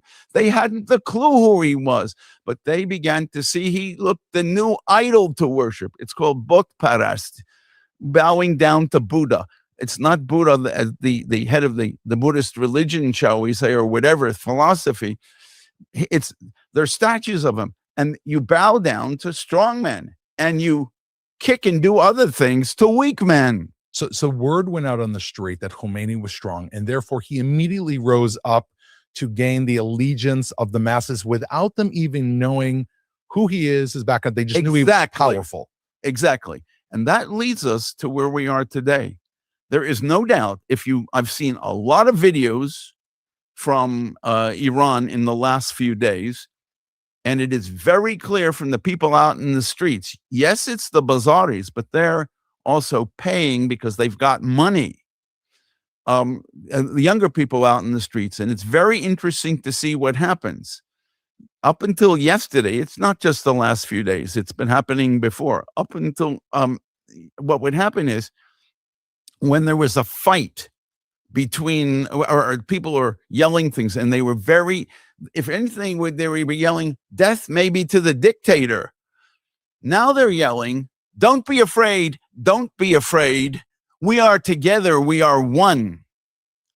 And at the same time, and they're mentioning death to Khomeini, saying death to the dictator. If someone gets you, dictator, we have a dictator in our neighborhood. He's the one who steals money from us. But now they're saying the name. They're saying the name. Which means each of those people, if they're filmed and this government's not overthrown, what would happen to them?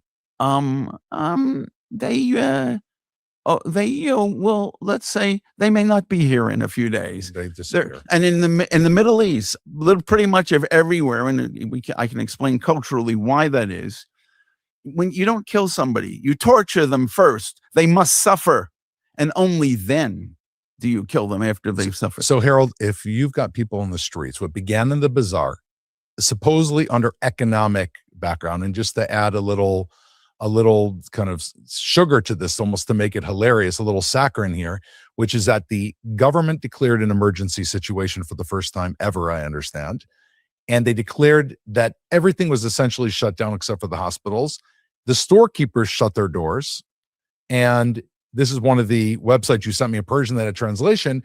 And since they were following orders, still the IRGC police went in to those stores, beat the owners until they opened their doors, meaning there was declared a closure. But since the shopkeepers closed their doors, and that apparently looked to be like some type of protest, they beat them until they opened them up again. So it began supposedly under economic terms. Now you're saying it's spilled out into a different area. Explain this. It's very hard to explain this to Americans because we have no cultural background to understand what's going in, how they're thinking about things. Death to long live Khomeini, you're yelling at for someone you have no clue who he is. But that's how it works. You go where power is. Yesterday, they began shooting into crowds. The problem with the Bazaris, they first, and to just look at it from their point of view, the reason that they began to shutter their doors for their shops is that whatever the inflation is galloping so far, so fast that if you sell something in the morning, by the evening, that whatever money you got isn't worth what the good was. And so it's in your own, remember, these people are their own interest matters.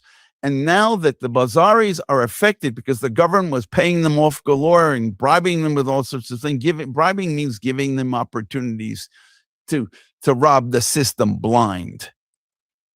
That's the thing which scared the regime unbelievably so, because if that's what's going on there, God knows what else. So I just want to unpack this. So basically, since there's so much inflation every day, it's changing. Yes. You sell something for, X amount of money in the morning, the person gets the rug or the shirt, whatever else. By the evening, the money you got is already worth half its value. So people are holding goods. So they're shuttering doors. And they're saying we don't trust the system, which is what's scaring the bejesus out of the Iranian Republic regime. Out of the regime. Okay, so what from here? It spilled out now. What began like this, now you had these university students. They were being cordoned off and they were being trapped inside the universities. And as we saw yesterday, they broke out of windows and they jumped out of university buildings just to get in the street. And now they're in the streets.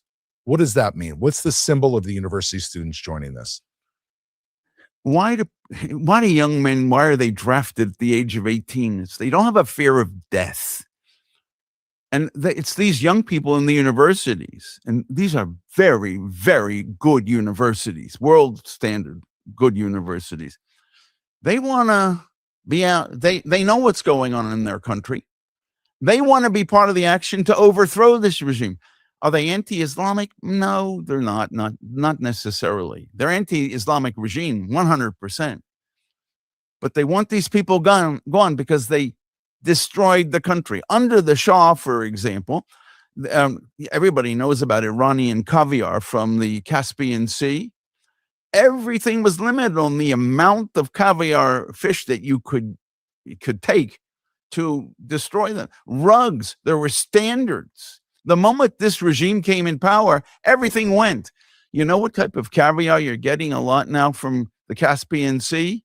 It's not the beluga, which you and I keep kosher, so we wouldn't be eating it.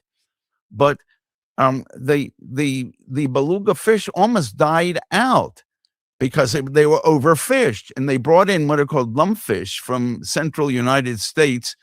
And that it's these small, tiny eggs. There's nothing to do like the caviar of the beluga. So the standard, they've destroyed the monarch. The Shah kept order. Yes, he wasn't perfect, but there were standards and there was order. And now there's a feeling like there's no order. Basically, these guys do not know what they're doing.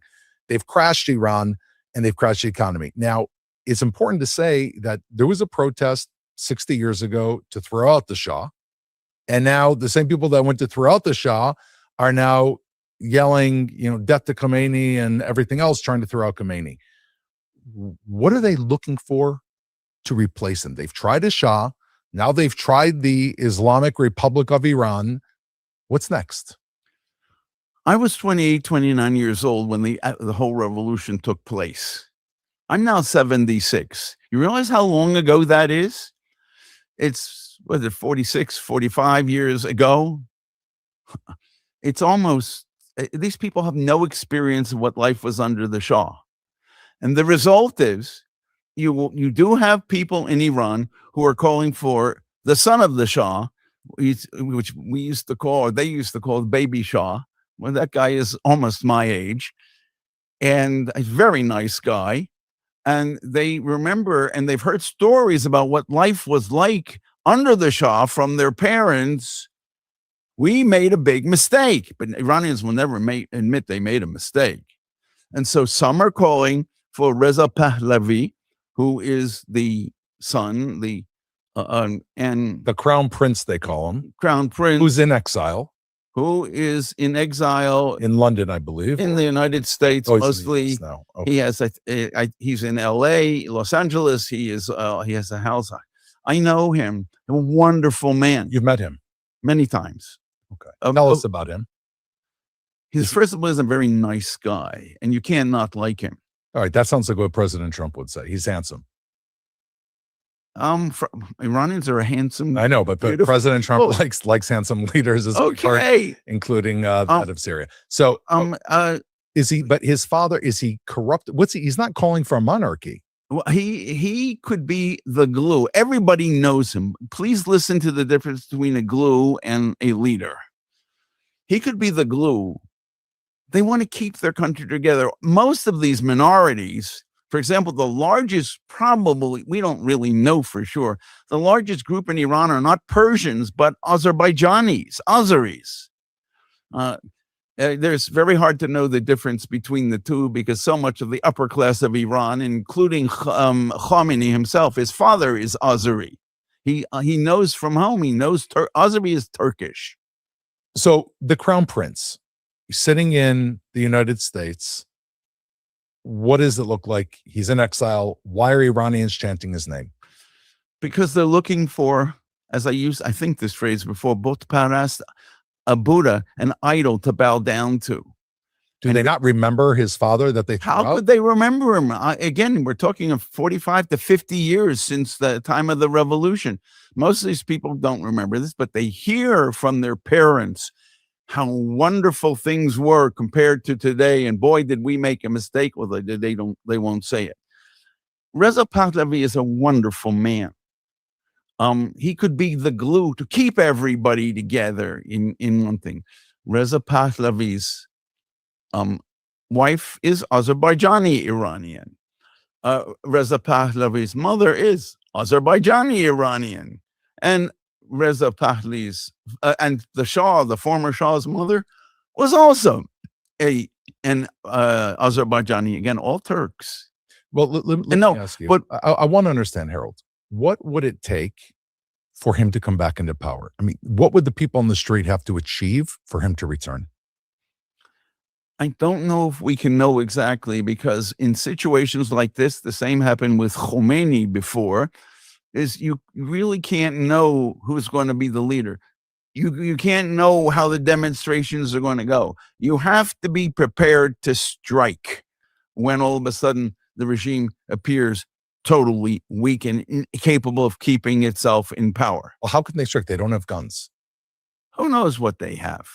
You're Do saying you that the I don't know, but the Iranian population up till now, the scenes have been, they come out in massive crowds, the IRGC spraying them with bullets, like you're saying, and they disperse, and these things go on for a month or so. We know in 2022, around, I think, 500 people were killed, at least that we know of. It's probably 10 times that amount.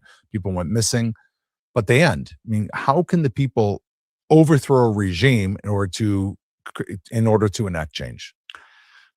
When there were other groups back when I lived in Iran during early, again, as I said, in mid stages of the revolution, that were there besides Khomeini. We didn't know it was going to be Khomeini, but there were forces, and I cannot tell you who they are because I don't know, who engineered this. And how did they do this? The only massive system, there wasn't an internet, there weren't computers the way we have today, was the mosque system. Mosques. Yes, and so Khomeini, who could stand up against the rest of the grand ayatollahs because they were afraid of him, he comes in and all of a sudden everybody moves towards him. But there were National Front leaders, all sorts of organizations. The communists were very active.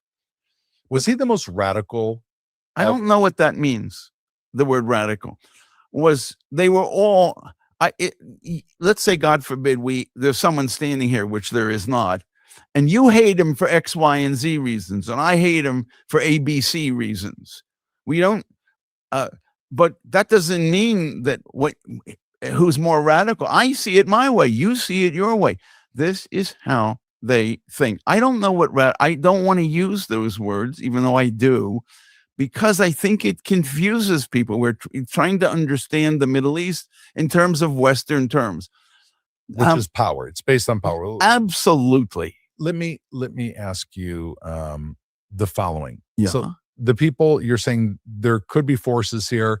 We didn't understand in the past exactly what was going to happen. There's one coincidence here that seems to be impossible for it to be a coincidence, which is this began on Saturday, this past week. And at the exact same time that Prime Minister Netanyahu was packing his bags to fly to President Trump to Mar-a-Lago to meet with him, mostly to speak about Iran and what's going to happen with Iran. He presented him with a series of intelligence documents, one about Ron Gavili's body in Gaza and another one about Iran and their enrichment of uranium and the rebuilding of the nuclear program and their ballistic missiles. Is there some type of coordination here? From an Iranian point of view, and that's all I can tell you, the answer is absolutely. This is the grand conspiracy against the regime.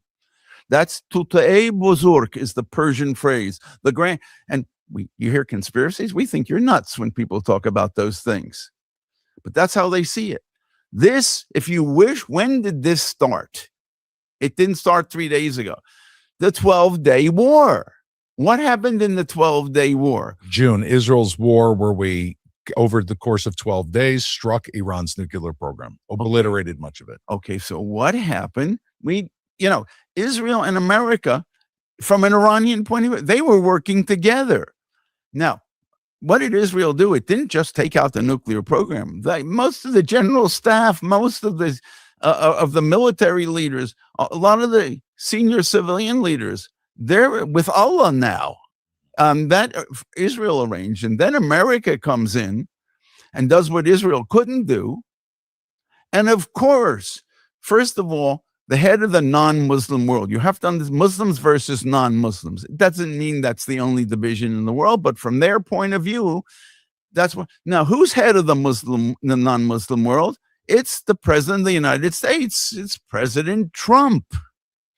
And he clearly coordinated, I'm thinking Iranianly, if you wish here. They coordinated. Israel did all the beginning work. Trump then did the cherry on the cake, the icing on the, on the cake. They were clearly one. All the non-Muslims are working against the Muslims. That's the now. That started then, and it's wow. And then if you notice two things beforehand, what both Netanyahu and Trump were saying were Iran has got to disarm and it's got to no more nuclear and all that. But after they had their powwow, their talks, and they're giving this joint news conference, it was very clear we are united against the mullahs on this. And if they don't, Trump is threatening them. He is the head of the non-Muslim world. And oh my God. Oh my. Now, that strengthens the people. He didn't say anything about a revolution. He didn't, neither did Netanyahu. From my point of view, just as let's say an analyst. I always thought it was cherry on top. That's it. List here, what we want, the outside, America, Israel, and there are a few others. What we want is that we can help set up. Okay, this guy's kind of just rambling and rambling along, all right? And we've been watching him, or we've been watching the show for over half an hour. I think we should go to some comedy. And what I mean by that, of course, is village idiots. But not Von Helton, because Von Helton is America's village idiot. We're going to go to Russia's village idiot. His name is Vladimir Solovyov. I don't know if you ever heard of Vladimir Solovyov, but there's a channel called Russian Media Monitor, and it monitors this guy, Vladimir Solovyov. He's got a talk show, and well, watch this. Oh, before I carry on, it's subtitled if you want to understand it, unless you understand Russian. So you might want to watch the screen.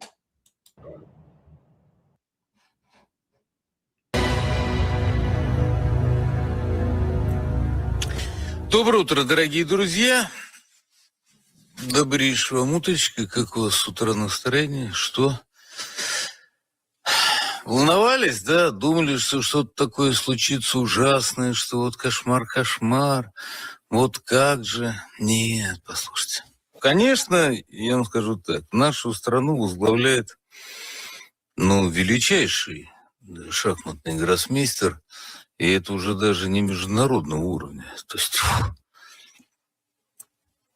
самолет приземляется во Флориде, спускается по трапу человечек в майке, его встречают у трапа никто. Никто из американского правительства. Нет, никого нет. Все, что? Окей. Встреча Мар-а-Лаго. Выходит Трамп. Вот встречает его. Кто? Никто. Выходит Трамп, видит его Зеленский, и вдруг узнает, что пока он летел и приземлялся, опять был звонок. По инициативе Трампа. И Трамп разговаривал с Путиным. Трамп беседовал с Владимиром Владимировичем. Притом наша страна говорила, что час 15, а Трамп назвал и что еще дольше. После этого очень спокойно, очень разумно, как всегда, помощник президента, господин Ушаков, берет и рассказывает. Ребят, подготовьте, пожалуйста, да, вот просто вот эти 4 минуты, которые очень спокойно говорит господин Ушаков. Очень-очень спокойно. Но каждое слово, в принципе, он так берет так и так тык-тык-тык-тык, гвоздик забивает. Тык-тык-тык-тык. И опять. Тык-тык-тык-тык-тык. И Зеленский, конечно, прилетает. И он, конечно, будет почти 2 часа говорить. И ему, конечно, сразу вот... А настроения-то уже нет никакого. Никакого. Вот что говорит господин Ушаков. Президенты в начале разговора, продолжавшегося час 15 минут, обменялись теплыми поздравлениями по случаю рождественских и новогодних праздников. И, естественно, пожелали счастья народам двух стран. И весь последующий разговор носил такой же дружеский, доброжелательный и деловой характер. Главное, что президенты России и США придерживаются в целом аналогичных взглядов на то, что предлагаемое украинцами и европейцами, вариант временного прекращения огня под предлогом подготовки к референдуму или под другими предлогами ведет лишь к затягиванию конфликта и чреват возобновлением боевых действий. Опаньки, прозвучала эта фраза, да? А ведь это главное, для чего ехал на самом деле Зеленский. Ребят, у вас есть, да, этот момент об отношении Трампа? Об отношении Трампа к этому. Ребят, дайте мне, пожалуйста, сюжет, который у меня были вчера в программе. И третье – перемирие, и четвертый – выборы. Можете это сделать? В ухо ответь мне, пожалуйста, что происходит, чтобы я понимал. Наступил... Не слышу. Понятно.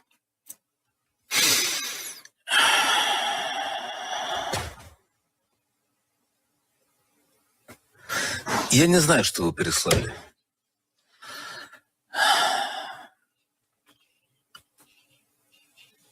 Поставьте, пожалуйста. Что касается... Нет, это не этот вопрос. Меня интересует сейчас вопрос о перемирии, о ceasefire. Меня вот этот вопрос сейчас интересует. Слушайте, пожалуйста, внимательно эфир и поставьте, пожалуйста, этот сюжет.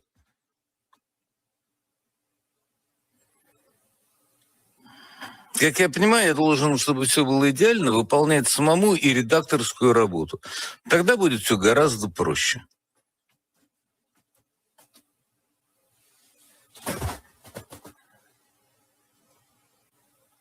Так. Это вы не можете найти, я правильно понимаю?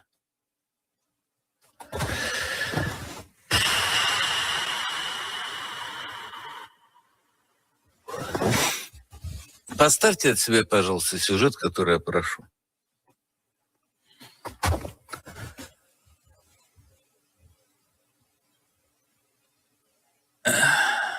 И не молчите, пожалуйста, чтобы я понимал, что у вас происходит.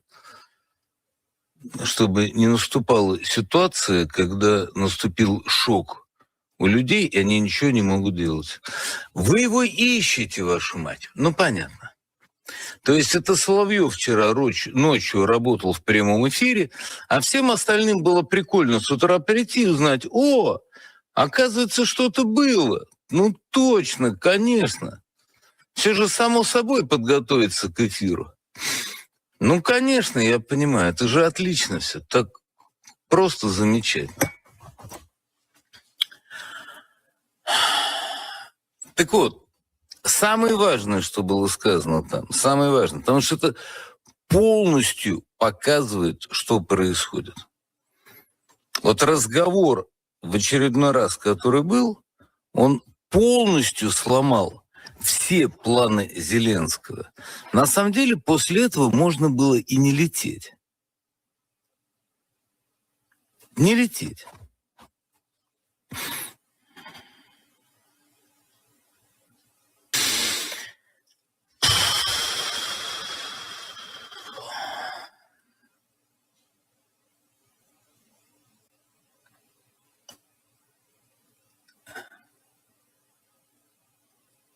И опять молчание.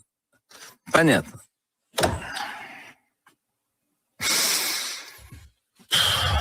У нас есть такая традиция в команде. Как только важный эфир, почему-то все считают нужным для себя к нему не готовиться.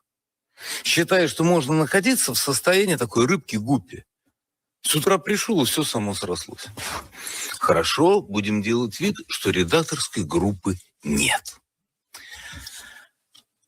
А самое важное, что вчера произошло, и полностью обнулило все планы Зеленского и европейцев, было заложено успехами Красной Армии.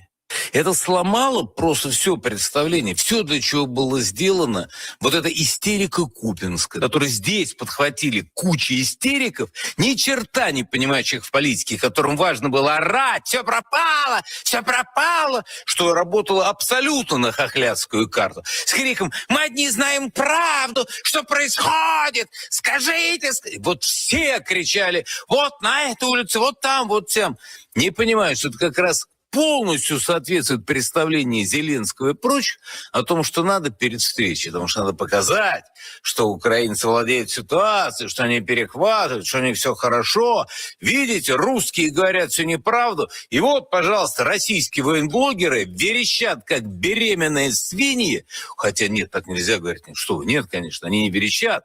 Беременные свиньи вообще не верещат. Просто верещат. Просто, а беременные свиньи стоят с хохлядской стороны, они там верещат. А наши, ну, скажем так, каркают, как вороны, что все пропало, и они одни говорят правду, и срочно купите финки НКВД, а на эти деньги мы поможем фронту, для которого мы делаем сейчас все возможное, чтобы стало плохо. Если бы редакторы подготовили, и у меня была бы возможность сразу вам поставить эти фрагменты.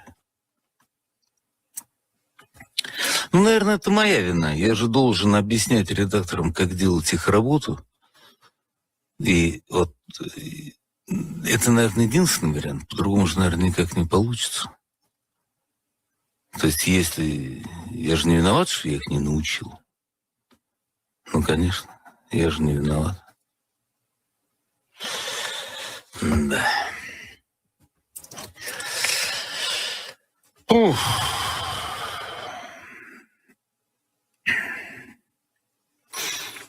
Ну, сейчас у нас реклама, или не реклама, новости, а потом мы продолжим.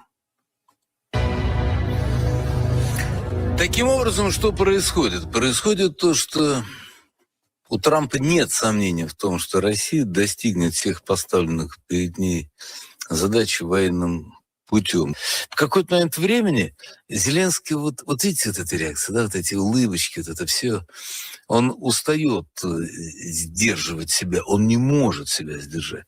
Его пробивает полностью, когда становится ясно, что Трамп очень хорошо относится к Путину. Гораздо лучше, чем к Зеленскому.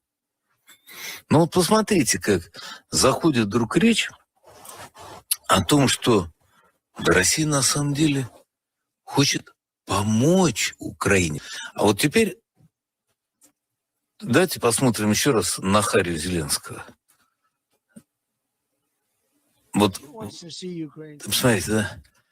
Да. И вот что у него происходит. О, как, да? И вот пошла эта улыбочка фирменная. Ага, да, как же, ну сейчас, да. То есть он не верит. Дальше. И вот это все, да? Нет, продолжайте, вот полностью вот этот фрагментик. И я вот смотрю на эту Харю. Дайте мне еще раз этот фрагмент полностью, только где Зеленский. Просто поставьте хотя бы фрагмент. Вот смотрите за Зеленским. То есть это полностью ломает всю доктрину изоляции России, в том числе и торговой. Потому что Трамп не сказал, что мы отнимем у русских их суверенные активы, заберем это себе. Нет. Он вдруг говорит, что, оказывается, Путин готов помочь в восстановлении. Чем? Контрибуции платить? Не, ничего подобного. Торговая скидка. Но им тяжело, хорошо, мы им будем продавать подешевле. Что? Электроэнергия. Ну и другие виды энергии, и товары.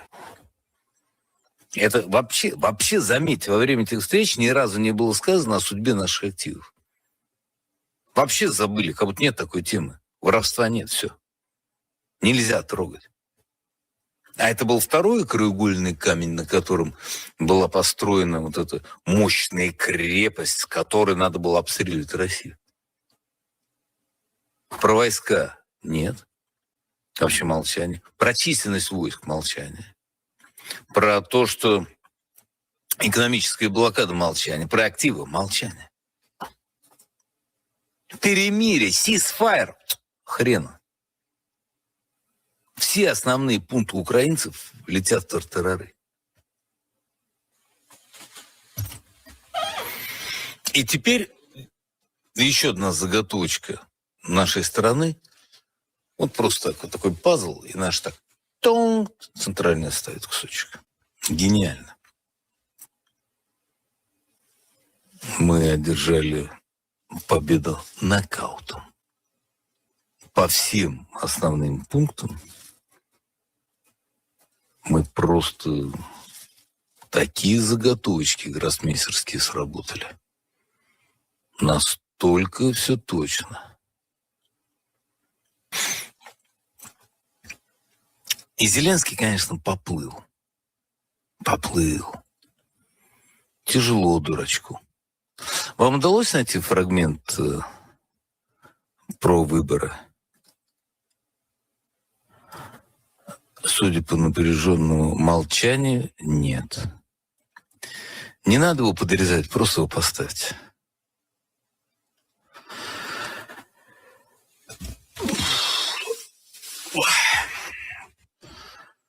Да. Это, конечно, трагично.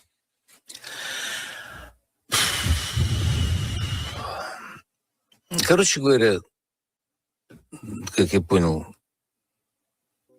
не получилось в очередной раз, да, этот фрагмент найти.